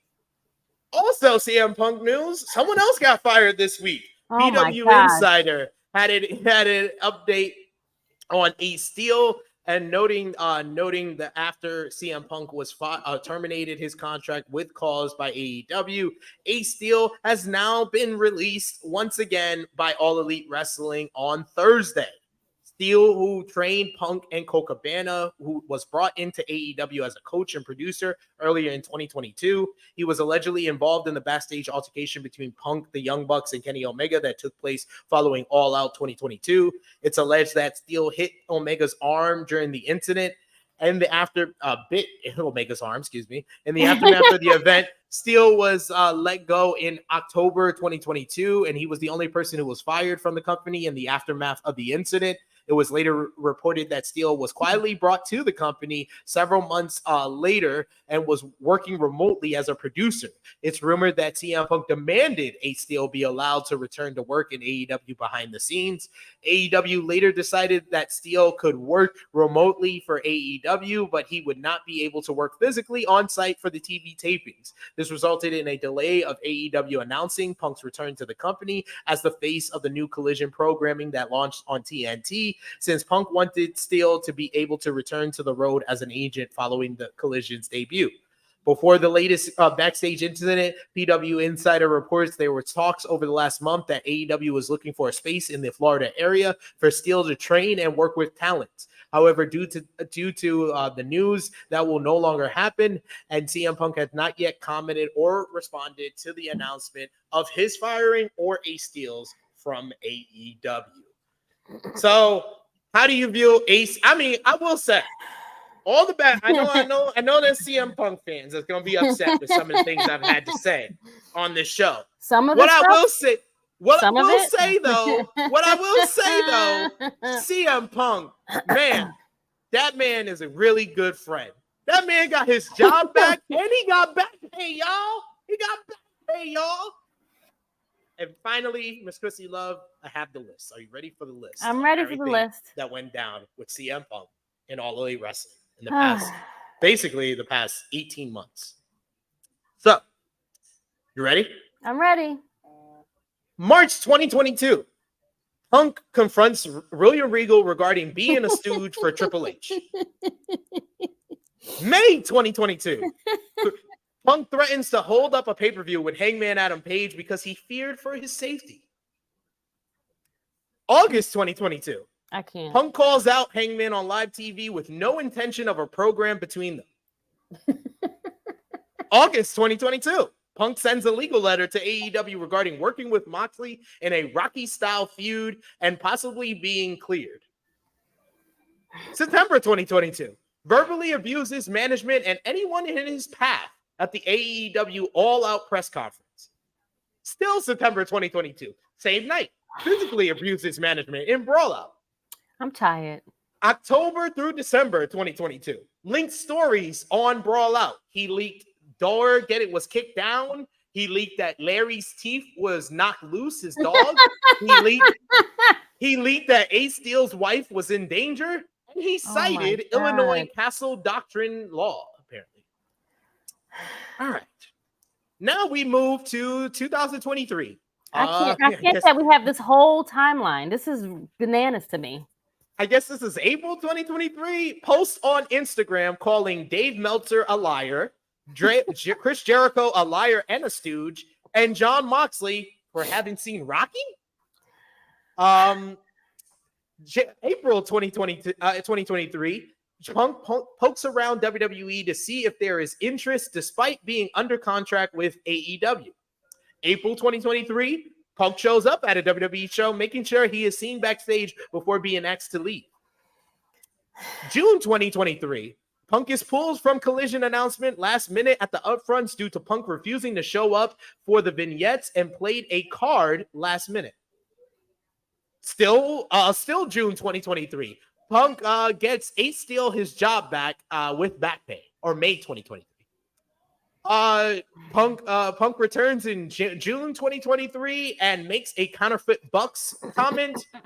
He confronts Ryan Nemeth just 2 weeks later regarding a Twitter post.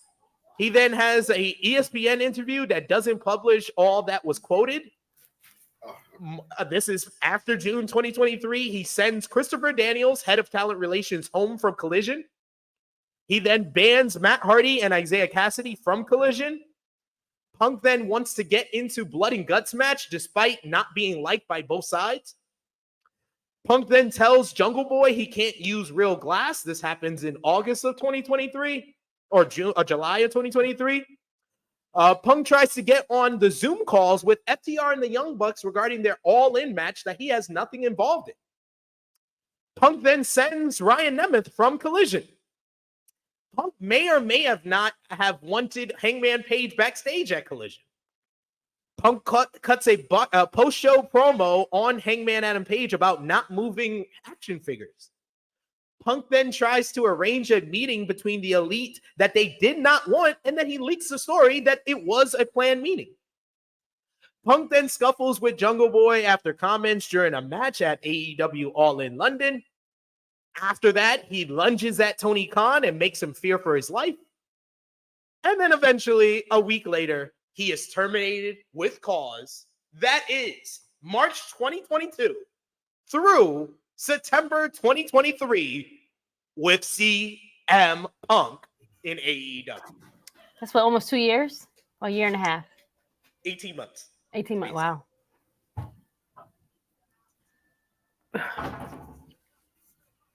You want me to say something? I was just seeing if you had anything to add on from that. And yeah, no, I said he called out Moxley for having seen Rocky. Oh, for having seen it. Yeah, for having seen it. Because Punk didn't see it. He hasn't seen it. Shame on him, first of all. But yeah, this is jokes at this point. Like, this is ridiculous. Like, Phil, if it's Phil's fault. This is all Phil. It's all Phil. No one else. Oh man, it's great. It's great. It's great.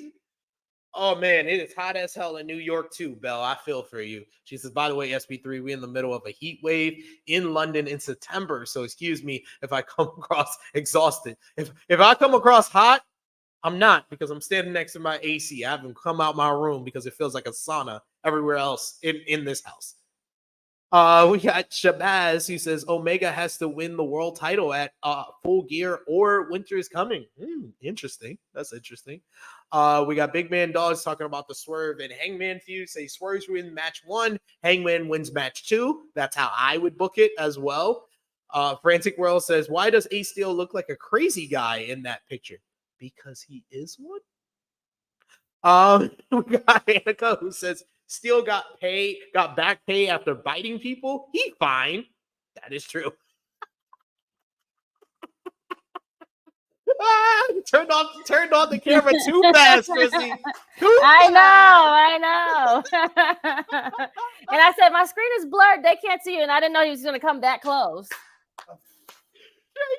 All he does is moan and hump the ground. He ain't bothering no one. It's not the first time. And yes, Trey, who gets mad over a tweet, though? I don't know. Something like that. I mean, but it's CM Punk the whole week. Yes, Annika, after all of that, after that whole list I just had to read, how can anyone fight that CM Punk shouldn't have been fired? And yes, Safet, thank you for adding that, because I did not add that the Jack Perry glass stuff was approved by management and Tony Khan himself, and CM Punk took it upon himself to say we don't do that. Yep. You can't, I mean, the facts are facts. I mean, he did it to himself. I don't think Punk has ever been told to just keep your head down and do you. Yep. Like, I think that's the best advice anyone could have gave him before he came back to AEW. Just put your head down and do you. He did everything but that. He was worried about everything else but himself, it seemed. And that's why CM Punk was the problem in this situation. Producer and every other person that is still supporting and trying to defend CM.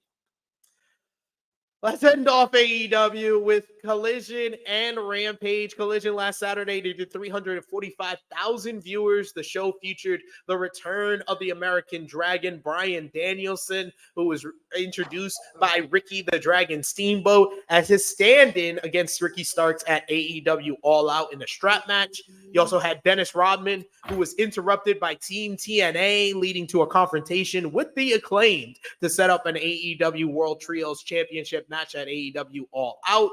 You also had the Outcast pulling off the victory over Chris Statlander, Hikaru Shida, and Dr. Britt Baker, DMD in trios action. And you had Dax Hardwood going one-on-one with Switchblade Jay White with the Switchblade picking up the victory in a very good main event. After the matchup, Bullet Club Gold jumped FTR before the Young Bucks came out for the save to close the show and got massive amounts of boos from Chicago as Young Bucks made their first appearance on AEW Collision. You then had AEW Rampage last night. The show featured the continuation of the Grand Slam tournament as Penta El Zero Miedo defeated Jay Lethal in a very good opener to advance, while Samoa Joe beat Jeff Hardy in Hardy's best match in quite some time to advance to tonight's semifinals on Collision. You also had the Young Bucks make a rare appearance on Rampage, defeating 2.0 to get back on the winning ways. And Dr. Britt Baker, DMD, Sky Blue, and Hikaru Shida picked up the victory over the Bunny, Anna Jay, and Taya Valkyrie. What was that side for, Miss Krssi Luv? Because, I mean, why do we have to keep giving Britt Baker all these wins? Like, she doesn't need the, like, the other girls should win too, I'm just saying. That's all. Give all the other girls need chances too. I mean, because they have to watch out for the shoe. So This is true. But she had to get a win because they got the 4-way coming up on Dynamite. And she's definitely not winning that. So yeah, I guess. Yeah. Anywho, what's next? But yeah, it's good shows all around from AEW this week. Even Rampage was pretty good as well. And yes, Negro Buck, I am right there with you. I am once again asking Britt Baker to take a damn vacation as well. Godspeed. Anyways, she should take the, And Annika saying, are the Outcasts broken up or not? I think Tony is not a part of the Outcasts anymore. I think the Outcasts are still together. Right. But Tony's in a whole nother world. She's in a whole nother world, people. She definitely is, though. You also had another show this week. I know. Some of y'all are like shocked that there was another pay-per-view besides All Out this past weekend. It was last Saturday. It was WWE Payback from Pittsburgh, Pennsylvania. And I'll be honest, it was a very mixed bag show. I'm about to say, in that there were 3 matches on the show that were of very high pay-per-view quality that I thought were good to great. And then there were 3 matches on the show that you could have seen on SmackDown and probably wouldn't remember it on an episode of Raw. But the show featured the Judgment Day reigning supreme as Finn Balor and Damian Priest defeated Sami Zayn and Kevin Owens in a great Steel City street fight to win the undisputed WWE Tag Team Championships, while Rhea Ripley beat Raquel Rodriguez to retain the WWE Women's World Championship. But that wasn't the best women's matchup on the card. That was the opener to the show. A surprisingly awesome steel cage match as Becky Lynch defeated Trish Stratus. This had innovative spots. Had a nice little post-match with Zoe Starks betraying Trish Stratus, laying her out with Z360 after Trish got in her face and was pushing her around. You also had LA Knight picking up a win over The Miz with John Cena as the special guest referee. Basic-ass WWE match, though. Rey Mysterio defeated Austin Theory to retain the United States Championship. You've seen that on SmackDown? And this was a basic. What you would imagine a Rey Mysterio Austin Theory 9-minute match would be. That's what it was. Yep. Seth Rollins defeated Shinsuke Nakamura in a good main event to retain the WWE World Heavyweight Championship.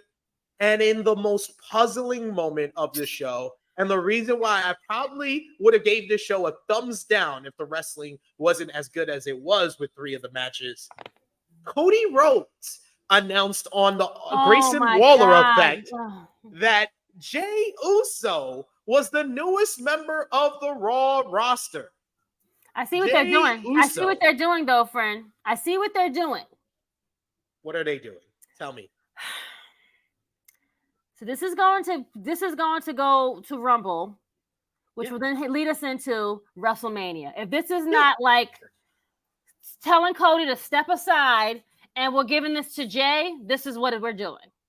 No, Jay's not wrestling Roman. It's going to be Cody and Roman. It's going to be Jey and Jimmy. Okay, true. Sorry. You're right. Okay, you're right. I feel like WWE has done a great job because they have 3 matches already seemingly planned for WrestleMania in Cody Roman 2, Jey versus Jimmy, and Becky Lynch versus Rhea Ripley. But it seems like all those people involved, they don't know what the fuck to do with them until then. Nope. I mean, I'm just going by. We already know Jey is winning because Jimmy is just awful. I'm sorry. I mean, we're about to get into that. Don't worry. With your wife. Go to Impact, friend. It's time to go. Don't worry. We got Negro Buck saying Mommy is always on top. I was disappointed by Rhea Ripley versus Raquel Rodriguez. It was underwhelming. It was a very slow matchup where they have always done it before. Like, they're friends. Like, you guys have chemistry. You guys should be able to give us something and I don't know. It just, instead of doing a matchup where Rhea Ripley works over the leg for 8 of the 17 minutes that they're given, they should have just had a female version of Hobbs versus Miro. Every time they do that, it's a great matchup. But every time they try to have a basic ass WWE matchup, it's not good, very good. Nope. Negro Buck saying cage match was awesome. Glad they ended their feud on a high note. How happy were you to see Becky and Trish nail the landing on their feud there? I first of all, for them to open the show, I was like, okay, this could go good or this could go bad, and it actually went good. For them to open the show and do a solid, because I didn't have good expectations for this match. I'm not even gonna lie to you, but they over exceeded and did very well. And then the spots that they did were great. The ending of Zoe didn't make sense to me, but whatever.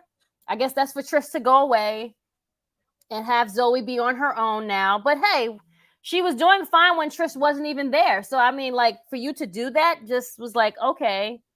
But I guess we don't need to have, Zoe and Becky again, because since that part is over or whatever, are they going to become friends now? Like, is she going to be on Becky's side? Like, are they going to be doing a tag team? Like, what's the point? What's going to happen now? That new Jimmy Uso theme is the fucking wrestling version of the I Need a Girl remix. It's the same fucking song. You just added Mario Winans. What are you doing? Like, that's what it was. When I heard Jey Uso's new theme, I was like, it's the same song. It is the same song. I was like, why did I see people on now? Twitter, Who got the bad song is Jimmy. Now the Jimmy Uso song is dope. When they were playing it yesterday, I was like, nah, this is a bop. You know what? I have to hear it. I can't hear it from when it's on the TV, so I have to hear it by itself.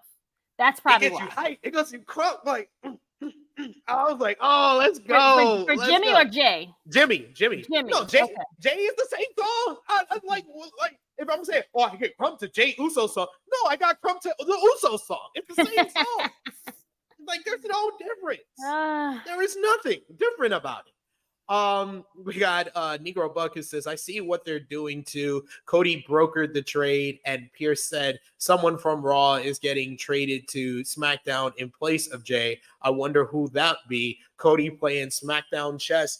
I mean, it can be him, but that feels too obvious at this point. Right. And it's also the fact of what I said on the Payback review. Why didn't Cody just say that? We didn't need If you to you're if it's going to be a trade for Cody, if it's going to be a trade for Cody for Jay, he could have just said that. And that would have made more sense than him coming off like a dollar value GM. Yep. Like, that's why I think the person that gets traded as trade compensation, and before I continue, that doesn't make any fucking sense because Jey Uso quit. So why would they get trade compensation for someone that quit? So the logic holes are vast. So to say that this thing, oh, I see what they're doing, or this makes sense. No, it doesn't. It still don't make sense. I'm simply gonna walk through the logic holes in this whole story. Are there any logic holes? Yes, the person that makes sense, off of what Adam Pearce said to Jey Uso, that this person's gonna get a lot of people upset around here. And yes, Cody Rhodes fits that bill, but it just feels too obvious. And when they announce that it's Cody Rhodes, I'm just gonna be like, why the fuck you didn't say that in the first place? Yep. The person that makes sense, Kevin Owens. Because the only person that accepted Jay on Raw was Sami Zayn. So that should be the person who is upset the most by whoever gets traded for Jay. So it should be his best friend and former tag team partner, Kevin Owens, because that gives Kevin Owens some fresh matchups over on SmackDown where he could be the number 2 top babyface behind LA Knight. And it gives Sammy the opening to team up with Jay, and Jay can do what he does best, tag team wrestling. I like that idea because KO was never, on either one of their sides. He hated both of them anyway. So he will be the one that be like, no, and that's going to cause the feud and have them fight. I'm here for it. Do it. And plus, they already teased that Drew is going to come after Cody for all of this. So why would they tease Drew and Cody feud just send Cody to SmackDown? And what the fuck is Cody going to do for the next 6 months before he gets into a program with Roman Reigns on SmackDown? Right. So now you have to put these people in because we have how many? What pay-per-views we have? We have was it Payback? Fastlane, Survivor Series, and then the end of the year, and then Day 1 or whatever the other stupid. No, thing Royal is. Rumble. Royal Rumble is the first one next year. Yeah. Oh, we're not doing Day 1 or whatever that shit was? No. Okay, great. Good. We shouldn't. They shouldn't do it. Okay. I'm here for the KO stuff. I mean, you need a heel. You need something, and they don't have the titles anymore. So he doesn't have to be a good guy. He doesn't have to be a face. So let him be a heel because Jay is obviously the face. So let Kevin be mad. Like, no, I'm not gonna be happy to see him. No, absolutely not. Fuck you. Yeah. I don't want to see you here. You caused me so much damn trouble. Remember last Royal Rumble, what you did to me? Yeah, absolutely.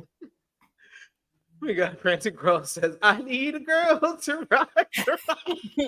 Thanks, SB3. Now that song is stuck in my head. Yo, I need a girl in my life. Yo, it's the same damn song. Is it the remix? Remixes of it. I'm about to say, is it the remix or is it the original one? Because remember, it's the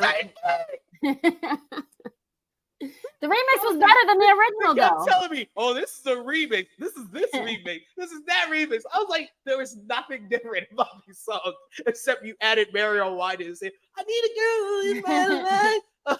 Like, what? Remember, Genuine was on it too. This is true. Who else was on it? Family. Yep, that's what I'm saying. You did the remix one or you did the original one? Inquiring minds want to know because the remix is actually better. So. It's great stuff.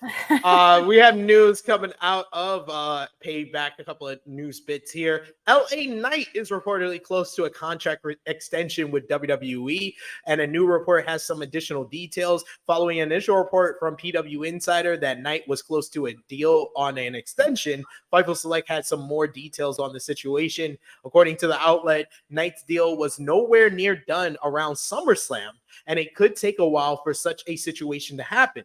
WWE has generally waited until deals are much closer as of late before starting new talks. The report notes that some of the initial offers given were countered in the negotiations, and there were reports that WWE was waiting for the deal to complete before pulling the trigger on his push. Neither WWE nor Knight have commented on the status of his deal as of yet.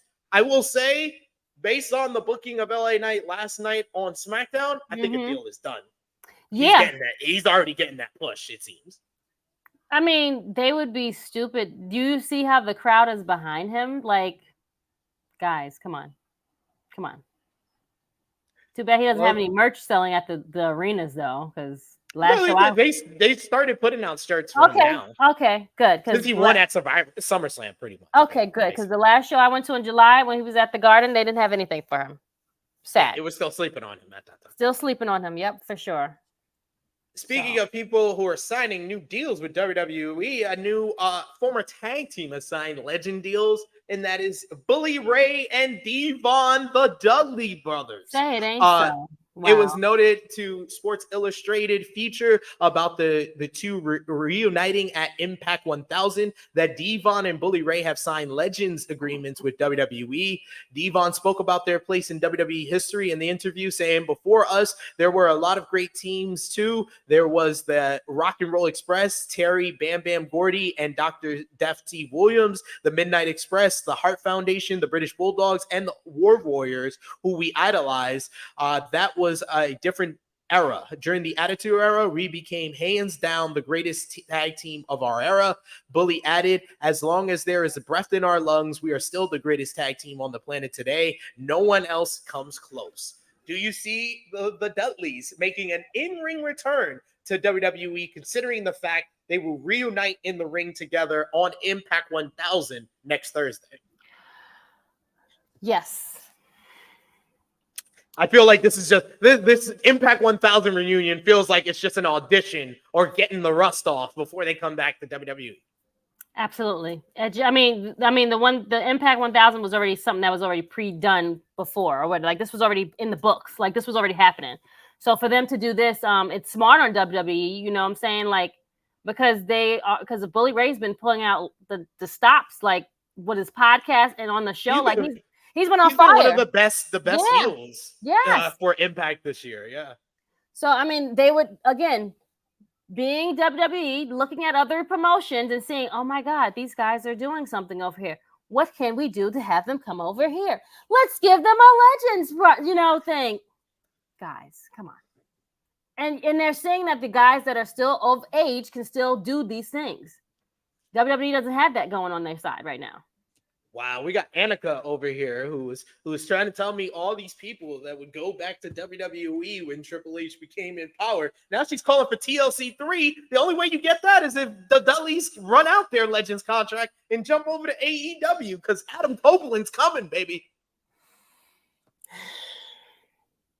They're going to have 4 out of the 6 in AEW. I mean, I'm just, listen. I'm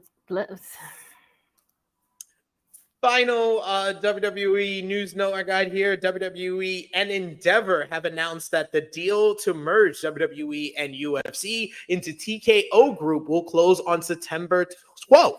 The deal was originally announced on April 3rd. Endeavor CEO Ari Emanuel will be CEO of TKO with Vince McMahon as executive chairman. Endeavor will own 51%, while WWE will own 49%. Interesting. How you like that new logo, TKO? It looks good. I like it. I like it. It's basic, but really good. Sometimes you just go as just simple as possible. The red makes it pop. I like it. Yeah. Last night's WWE SmackDown, because Krssi Luv wants to talk about this. The show featured Jimmy Uso further trying to prove himself to the Bloodline. Yes, the same Bloodline he left on his own volition the same one that months ago. He ruined? He helped Paul Heyman with AJ Styles backstage before losing to AJ Styles in the main event. Post-match, the Judgment Day, yes, the same Judgment Day who earlier in the show said the Bloodline is crumbling and they're taking over, helped the Bloodline by attacking AJ Styles for Solo Sikoa to hit the Samoan Spike on. That was after Finn Balor and Damian Priest made their first appearance as undisputed WWE Tag Team Champions, picking up a win over the Brawling Brutes in a good tag team bout. You also had Shotzi and Charlotte Flair pick up another win over Damage Control, thanks to the returning Asuka, who took the WWE Women's Championship from Dakota Kai to distract them. This sets up Io Sky versus Asuka for the WWE Women's Championship in 2 weeks' time on SmackDown. Meanwhile, LA Knight furthered his push, defeating Austin Theory in a good bout after a huge pop for him in his promo. Austin Theory and Grayson Waller are now known as 8-Town Down Under. Great wordplay. Great job, Corey. Oh my God, I love that. I love that. That was great. Yes, and they have serious Miz and Morrison vibes to them. Yes, they do. I think that they're great together. They're the young Miz and Morrison. I can't wait to have them be tag teams and then win the belt and then be so obnoxious. It's gonna be great. Then they're gonna go against Pretty Deadly. It's gonna be even awesome. Watch. And this led to LA Knight post-match going backstage to ask Adam Pearce for a match with The Miz next week before getting into a confrontation with Paul Heyman, who Paul Heyman said that he's a fan of his, but to never interrupt when he's talking to Adam Pearce. And he said, "Do you understand me?" And LA Knight got in his face and said, "Yeah." Yeah. Yeah. LA Knight parts of this show was good. I thought the Judgment Day tag team matchup was good, but everything else, man, this show feels like a fucking mess. Raw is so much better than SmackDown now. Sad but true, friend. So sad.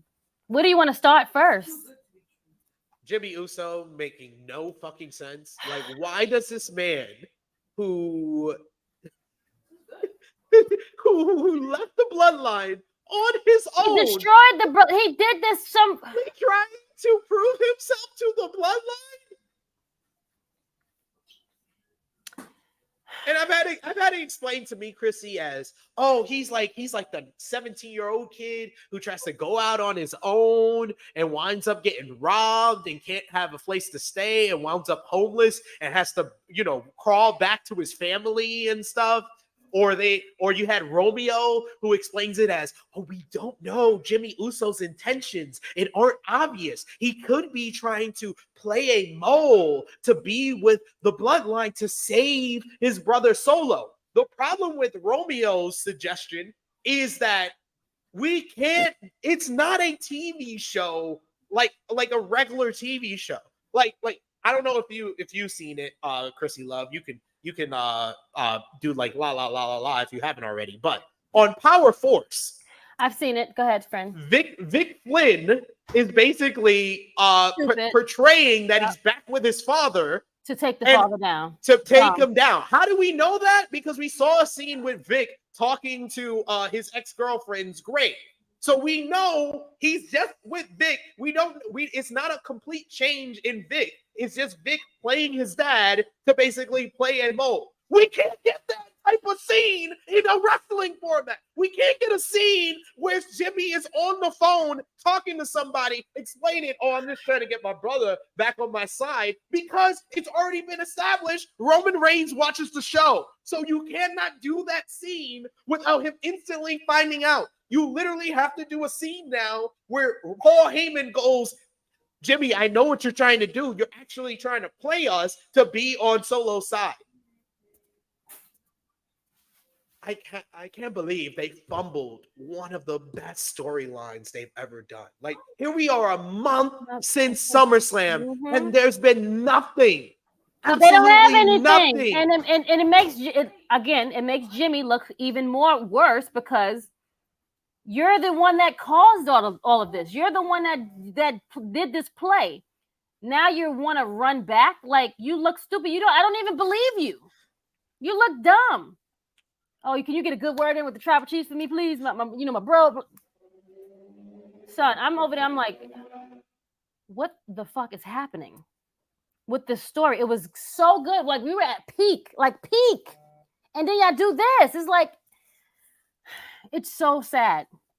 It's not even Days of Our Lives. Days of Our Lives at least give you something. You know what I'm saying? They could at least, like, it's going to fumble, but they can kind of like pick up the ball and get a score back. You understand what I'm saying? Like, soap operas do that. You know what I'm saying? Soap operas can fumble the ball and, like, you know what? We messed that up, but we can probably figure this out and fix it another way. You understand what I'm saying? How are we fixing this? How am I supposed to believe that he's supposed to go against Jay? What are we doing? All I know is that Paul Heyman told us this is the third inning. This is feeling more like the third season of the OC. Like, I'm sorry, this shit is it's gone off a hill. I don't know. I think they can get it back. But it's like, they have yeah, not but given me any hint hope that they can.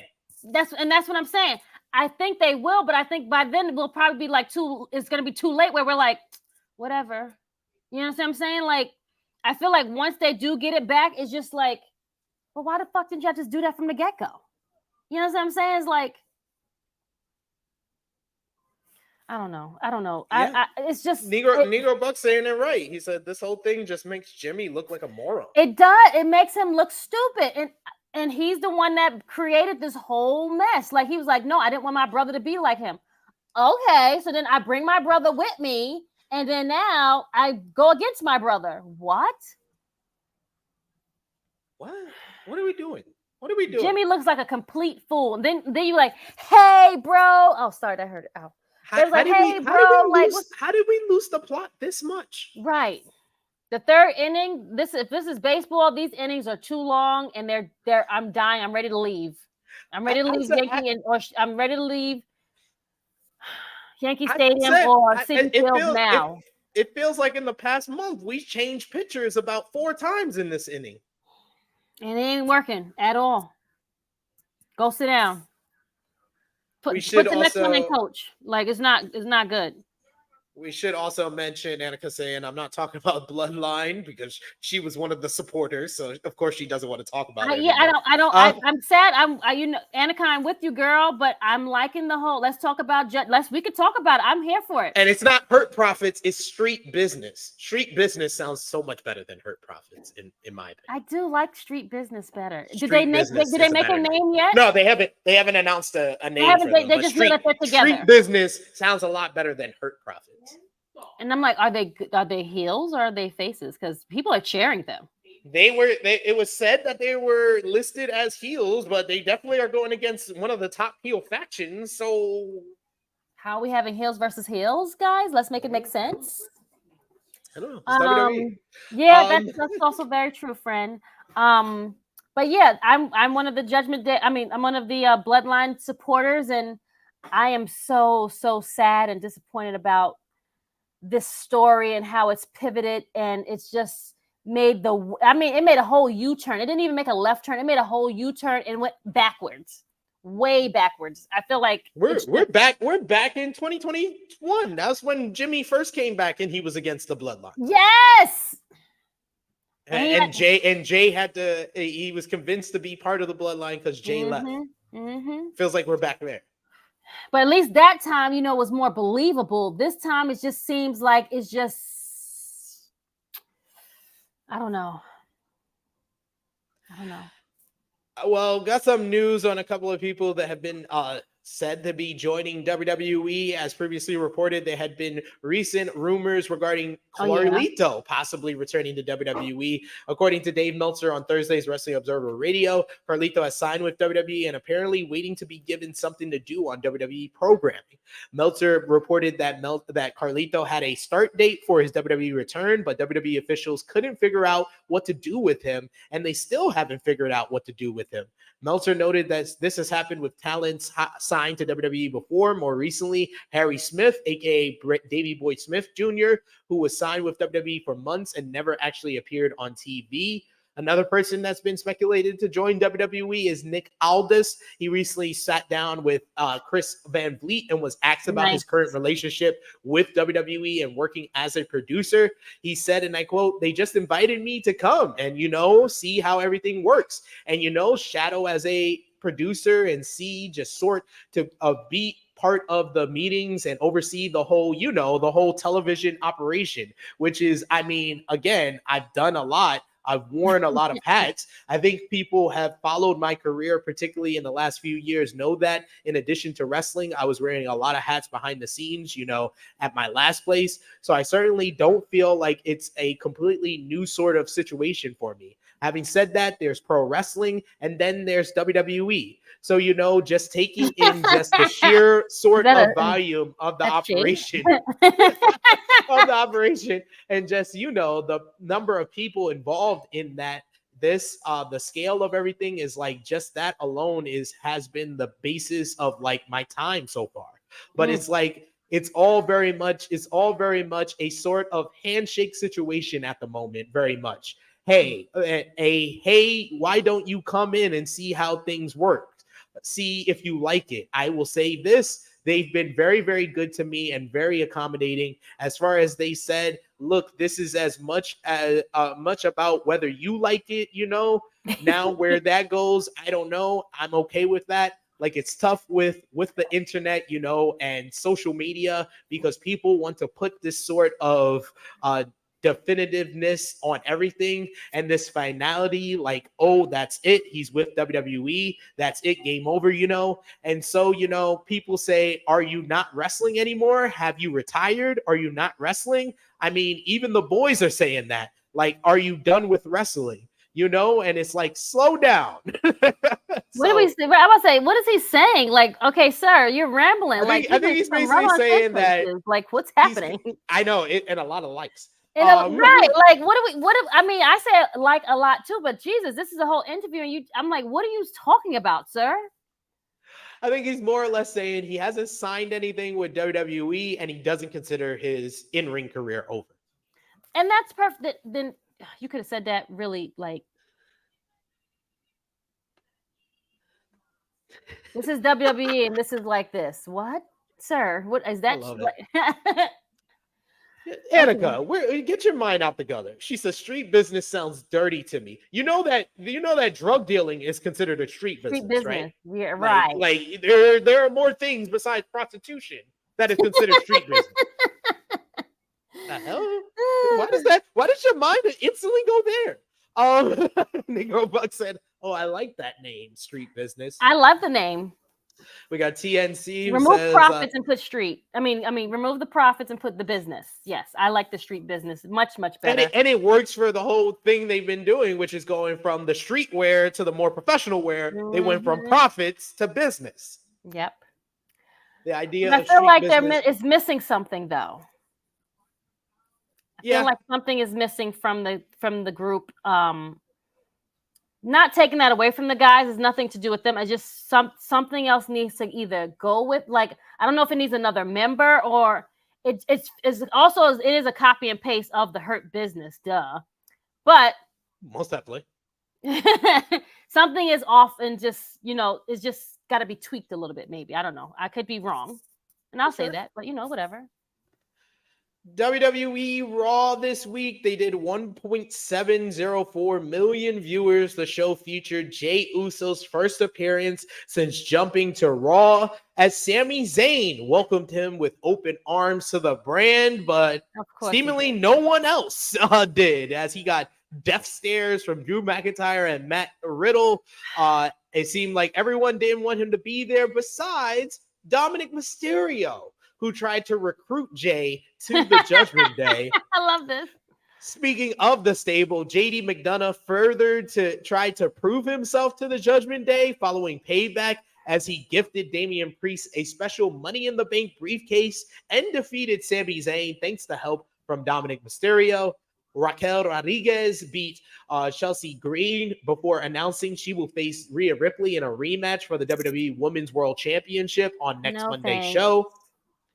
Had this ridiculous fucking segment where The Miz interviewed Invisible Man Cena on Miz TV. It was funny in parts. I mean, it had its parts to it. I mean, it had its moments. It had its moments, as they say. It had, yeah. I see what they were doing. Okay, if that makes sense. But the highlight of the show, of course, once again, was Gunther, as he made history as he defeated Chad Gable to retain the Intercontinental Championship in a terrific main event. And with this win on Thursday, he officially became the longest reigning Intercontinental Champion of all time. Gunther did it! The Gunther regime! Yeah! The rings! Ah! So he's passed everyone, basically. Yes. Nice. No more honky tonk man. I've lived 35 years of my fucking life with the honky tonk man as the longest reigning Intercontinental Champion of all time, is Krssi Luv. And you didn't even see most of it. World. That's the longest reigning IC champ. I love it. I'm here for it all. I'm happy to see this. I mean, again, We've seen him and Gable give good matches. I mean, we've seen one, we've done them all. But good for the ring general. I hope he gets another great feud and keep this going. Suck it, honky.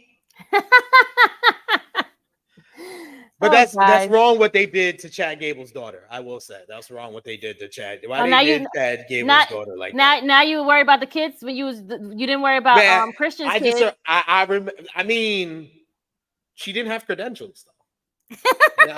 Christian's daughter. I mean, Chad's daughter was on the right side of the guardrail, so that's why I felt bad for her. I just thought imagine if that was Harlem, it would be all broken up inside. Would you have been? No. Now I'd be like, oh yeah. Exactly. Show your true colors, friend. But I love Gunther versus Chad Gable. Those two guys have great chemistry. They have good chemistry. It's like another David and Goliath because you're like, look at the height and and Chad is a big dude still. Even for his height, he's still a big guy.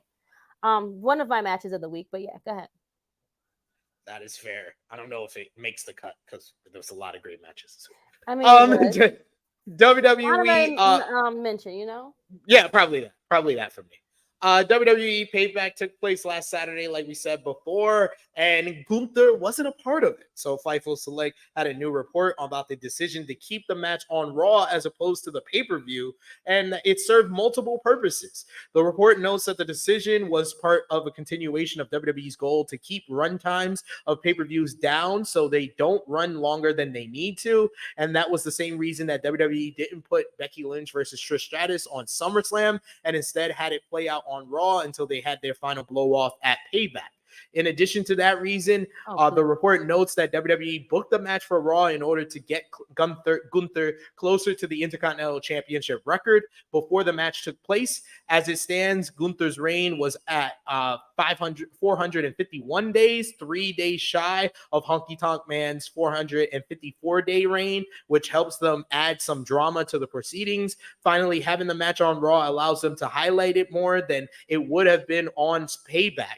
As a final note, the report cites a source in the company as saying that Honky Tonk Man was never really considered for last week's Raw, which took place in Memphis, and some had speculated that he might appear as Gunther got even closer to the record.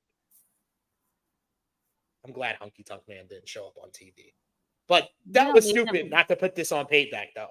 I'm sorry. Yeah. I'm sorry. I would have loved to see all 18 minutes of this matchup instead of 2 fucking commercial breaks in this match.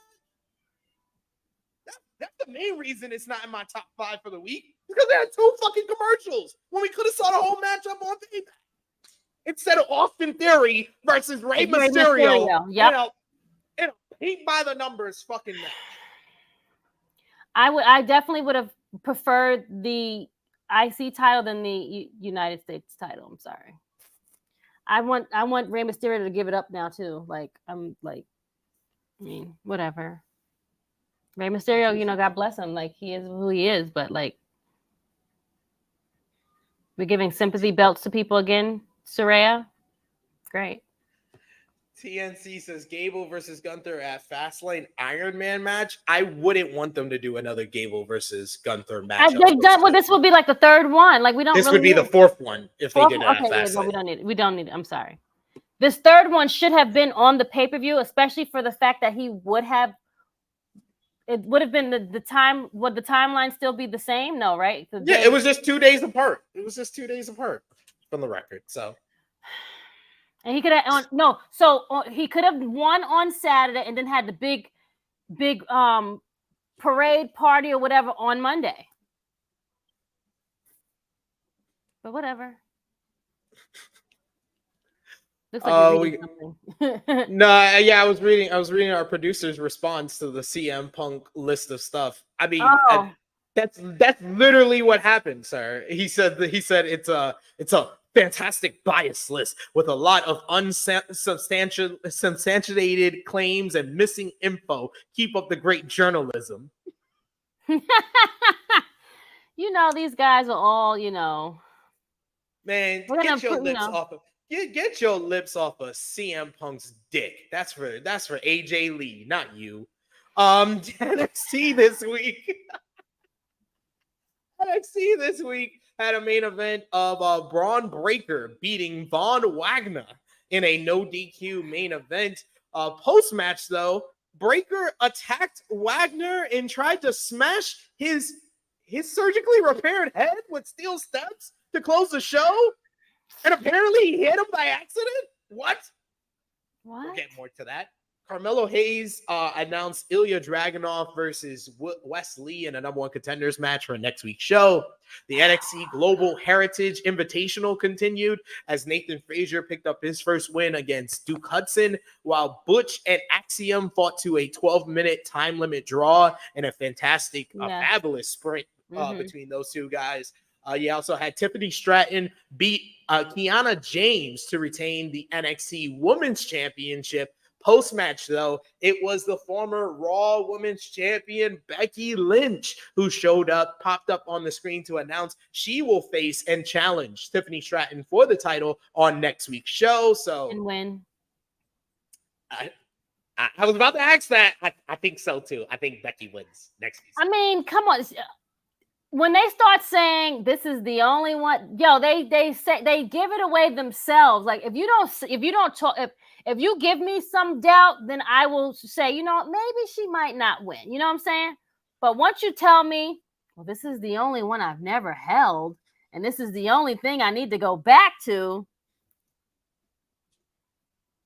Yeah. Nothing's wrong with it either. I'm just saying, like, give me some type of hope that Tiffany might win, but whatever.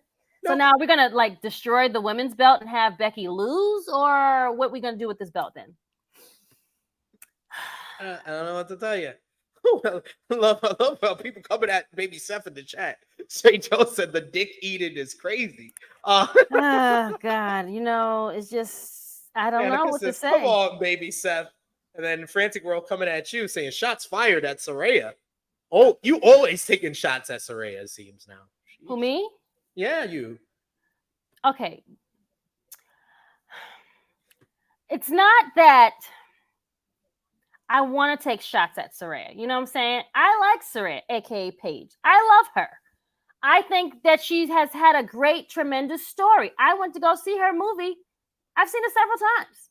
Now, with that being said, she's barely wrestled since she's been back. Mm-hmm. She's barely did anything.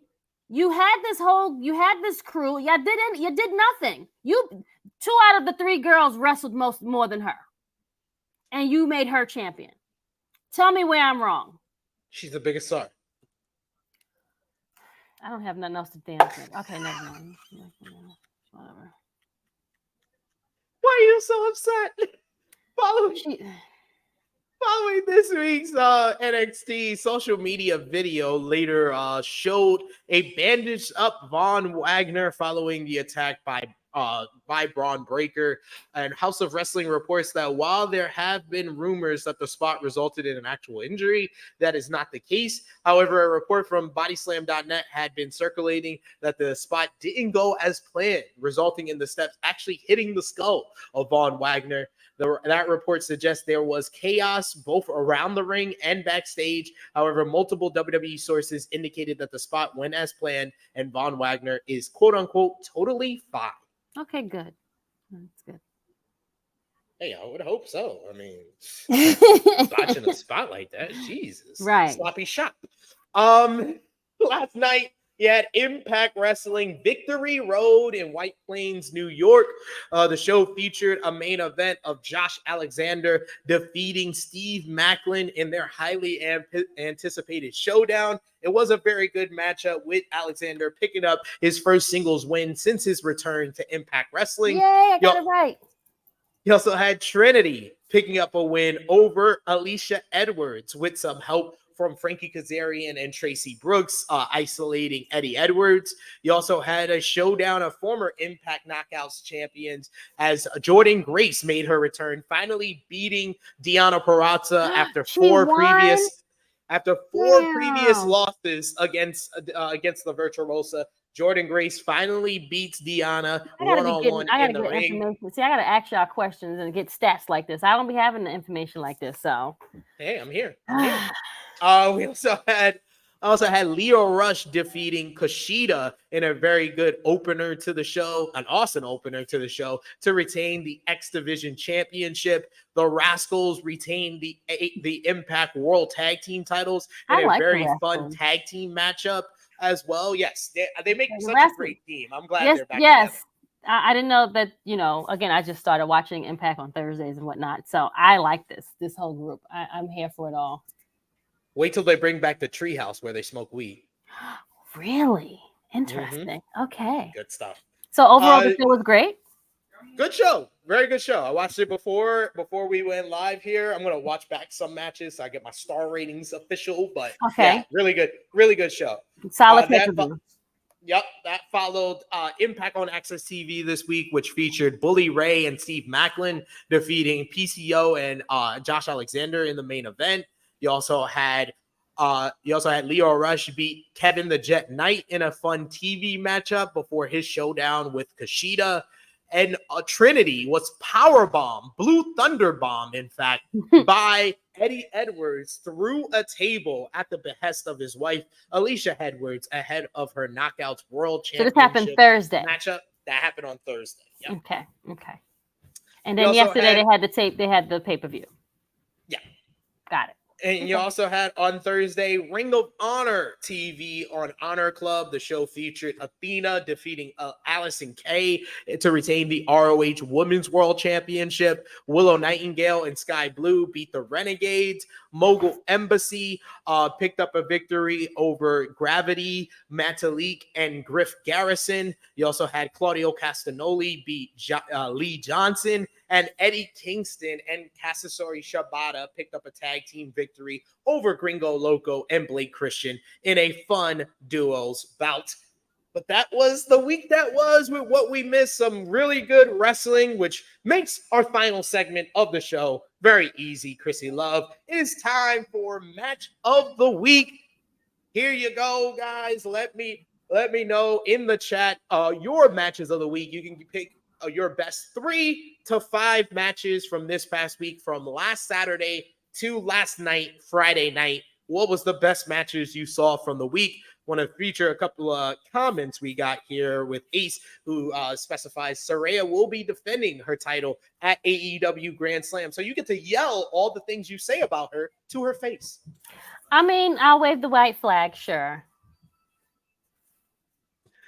And yes, Frantic World, I agree. We need Team Lightskin to start getting some wins on ROH. Team Lightskin. Do you notice that they always put Lightskin brothers with Darius Martin ever since his Lightskin brother got injured? They be like, is your mama white? Is your daddy white? You know what? Now we gotta move on to the next person. Then they went to Lee Johnson. They was like, your mama white? He was like, no. Your daddy white? He's like, no. And he was like, I got a white girlfriend. And they was like, oh, good enough. Oh, God, I can't. But yes, Team Lightskin. Team Lightskin. I love it. I'm here for it all. Match of the week time, Miss Krssi Luv. You had AEW All Out, had Dynamite, Collision, Rampage, had WWE Payback, Raw, SmackDown, NXT, Impact on Access TV, Impact, Victory Road, ROH TV, even New Japan had the start of their Road to Destruction tour. So plenty of stuff for us to pick from. My honorable mentions for this week, I got Gunther versus Chad Gable from Raw. From NXT, Axiom versus Butch was a lot of fun. I enjoyed that one.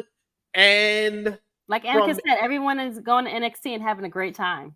I'm loving the whole crossover, crew or whatever. So it's actually it's been showing that you can go over there and like have fun and do things. Like this is the best Baron Corbin has been in years, and that's saying a lot. He's having a good time on commentary and stuff. And from Victory Road, my third honorable mention, Josh Alexander versus Steve Macklin. Really good main event. My 5 for this week, Miss Krssi Luv. Okay. Number 5, Kevin Owens and Sami Zayn versus the Judgment Day from Payback. Yep. Wonderful match. Another honorable mention from Payback, the steel cage match with Becky and Trish. Just missed the cut as well. Number 5, that one. Number 4, Meat-O-Mania, Miro versus Powerhouse Hobbs. Greatest live experience I've ever been a part of. Number 3, I go with Orange Cassidy versus Jon Moxley, the main event of All Out. A tremendous main event matchup. Great underdog story with Orange Cassidy. Great performance by him. He bled and Moxley didn't. That says it all. Number 2, Kenny Omega versus Konosuke Takeshita. Just extraordinary moves. And that Blue Thunder Bomb off the top rope. Not enough people been talking about that move. I've never seen a Blue Thunder off the top rope live. Oh, my God. Kenny Omega, one of the best performers out there. And he wore his DDT colors, so great. Oh, just an excellent matchup.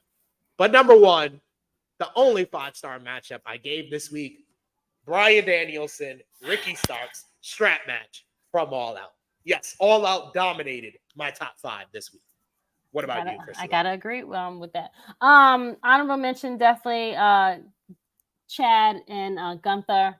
But I'm going. Oh, I mean, okay, sure.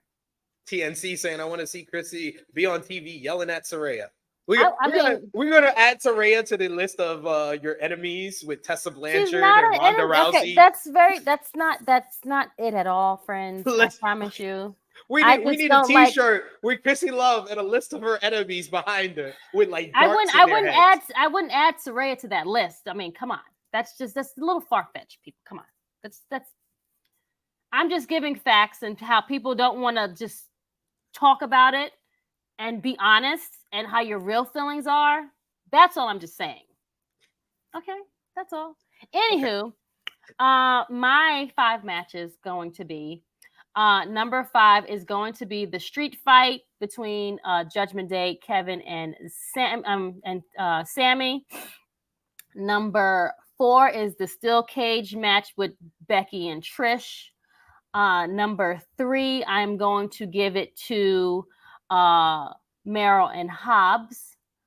2 is going to be Okada and Okada. Not Okada. Sorry,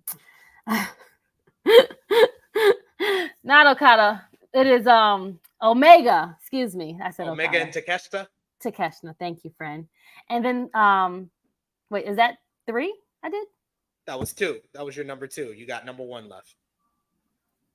Damn, wait. Okay, wait. Got to stretch it off. You had 5 the street fight, the Steel City street fight. Take the cage match off. The cage match. Yeah, take that off. Honorable mention to them. So I need because Mox and Orange need to be 2. So we're gonna go back. Okay. So everything falls down. So we got Steel the street fight at number 5. Yes. Miro and Hobbs. Yes. Omega Takeshita. Yes. Moxley Orange. Yes. And now you're number 1. Starks and Dragon. Sorry. Seems like this is unanimous with our match of the week. Even in the chat, we got Negro Buck who says Dragon versus Starks number 1, number 2 best strap match I've seen in my life. Yes. And you said you saw it in person, so can you imagine? Number 2, Takeshita versus Omega for Negro Buck, and number 3, Mox and Orange, Steel City Street Fight. Number 4, Gunther versus Gable. Number 5, and he's honorable mention, Trish versus Becky, Miro versus Hobbs.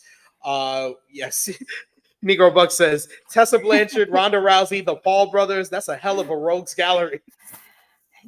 I don't think she needs to be a part of that. Like, these are all scumbags. Like, that's not that she's not a scumbag, you know, like there's levels to this stuff, you know, like I just feel like, you know, we shouldn't give out sympathy, you know, winners to people that don't deserve it. That's all. I'm just saying. I like her. I just don't think that she should be the winner. That's all. Sounds good. Ken saying my matches of the week are Starks and Bryan from All Out and Gunther versus Gunther Gable from Raw. I saw Gunther and Gable live. Man, that must have been a great time. Nice. Great time right there. Good for you, and Annika saying Samoa Joe versus Jeff Hardy. That was a good one. Honorable mention, yes. Yes. Number 3, Miro versus Hobbs. Number 2, OC versus Moxley. And number 1, Danielson versus Ricky. Moment of the week, Joe pushing MJF. Yes. Love it. Love that angle. I got so excited when that angle happened. I was like, yes, Joe and MJF, let's go. And I was ready for the promo. And look what time it is, SP. Look how we done finished this show. See how we be doing it, yo? Smooth. When it's just me and you, it goes so smooth. Miss Krssi Luv, that wraps up another edition of our flagship podcast. Please let the people know where they can follow you on social media And when they'll see you again, you're coming back with some serving tomorrow, right? I mean, I would hope so. We have to reach out to my tag partner. She's been busy out here in the streets. So, I would hope so. But if not, then we can record something and have it for you guys. I'm always down for that. But anywho, guys, this has been a pleasure. Everyone enjoy your Saturday. You can follow me on IG, Twitter, and on Facebook as Krssi Luv _1 or Tru Heel Krssi Luv. I'm on some roundtables and some watch-alongs. Me and SP have to get another show back on since we're not doing Dark Side of the Ring anymore. Find something out. You need to watch Heels. I love it. I'm watching Heels. I'm up to date. Okay. I'm ready for the feet. Matt. Me, you, and Chris, we can review Heels at the end. I think it's been a great season so far. I love this season. I think I still have to watch the most recent episode, but yeah, I watched episode 6. Let me just say, I'm gonna say it right now. That nigga from the streaming company is gonna try to fuck Stacy. I already saw it. I saw it the minute he looked at Jack's wife. I was like, no, this motherfucker's gonna try to fuck her. I was so upset. I just had to share that. I was so upset watching it because he was looking at her. I'm like, why are you looking at my man's wife like that? Hard too. But hard. And I think Ace even peeped how she was looking at him when he was sounding all smart. Ace was looking like he's like, nah, you don't even look at my brother like that. What are you doing? What are you doing here? Watch this week's episode and then hit me up and we'll talk about it more, friend. I'm sad that it's only 8 episodes this season. Next week is the season finale. I feel like it's so short. Oh my God. Damn, that's crazy. Yeah, already. But they did 8. See, they did 8 episodes. I had to go back to make sure. I was like, they did 8 last time. I figured they at least do 10, but I guess it is what it is. And then they have the strike and everything. So who knows when they recorded all of this stuff. So I just love that whole group. I love that they took these roles very seriously, and they're really doing a lot. Yo, Wild Bill killed it in episode 6. Yes, with how he that whole shit with him and the dad Tom Spade. Yes. How Tom Spade was a fuck up. Oh my God, messed up that meeting with Ted Turner. Fucking idiot. Yep. And I don't want to give it away, but yes, we have to talk about episode 6 was by far one of my favorite episodes. Wild Bill, he's one of my favorite characters. Wild Bill is my favorite character now. Yeah. Wild Bill is my favorite character. I love him. Him or Rooster. Rooster's up there. Rooster. Oh my God, Rooster cutting a promo. Oh my God. He had me watching out. I was like, yo, this would be a funny promo. What is Gully talking about? You got to do it twice. I understood every word you said. You said, white people talk fast. Right, exactly. They don't understand. They don't get us. That's why they don't get. Yeah, no, I ain't got to do nothing fast. I did it already. I'm not doing that over. Kidding me? What? I love his promo style. He just been, he's like over the top JJ from Good Times and shit. Oh my God, it's so great. I'm here for it all. But yes, other than that, guys, hopefully Servant Face and Hill will be back. If not, we will try to record something and get it back to you guys ASAP. And yeah, that's it. Peace out. See us every Saturday, 11:05 a.m. Definitely we should do that Hills review, friend. We have to start from the beginning like we did from before, or we could do we reviewed season 1 for Patreon last year. 2 years ago now. Those 2. That was in the pandemic, right? That was one of the first things. That was one of the first things we did for Patreon, and we got a super chat donation from the Negro Buck Nick Jackson to end us off, who says SP3 hit me up. Got about that Heels review. All right, we're gonna hit you up, friend. Definitely will hit you up. And he says, Wild Bill is my favorite character besides Gully. Gully pops me every time. Gully is funny. Gully is straight fucking Eric Bischoff. How about say he is Eric Bischoff and the other guy? What's the other guy that was WCW that went over that they can't stand each other? Oh, Vince Russo. Yeah, that's Vince Russo and Eric Bischoff in one person. That's him, Gully. Absolutely. I like it. I'm here for it. You can follow me on the Twitter machine at Tru Heel SP3. Follow the gang, Facebook, X, TikTok, all that stuff, Instagram at Tru Heel Heat. Also, go over to patreon.com/Tru Heel Heat. Be a part of our prediction championship. $3 a month. You get exclusive content, plus much, much more. And subscribe to Tru Heel Heat Sports as we're back with our NFL watch-alongs for the new season. So go over and check that out.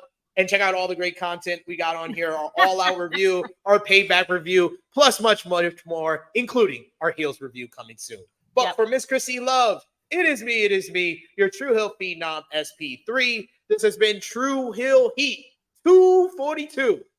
Punk problem solved. We are signing off until next time. And watch out for the shoe. Chin up, tits out, and watch. For the shoe. For the shoe. Look at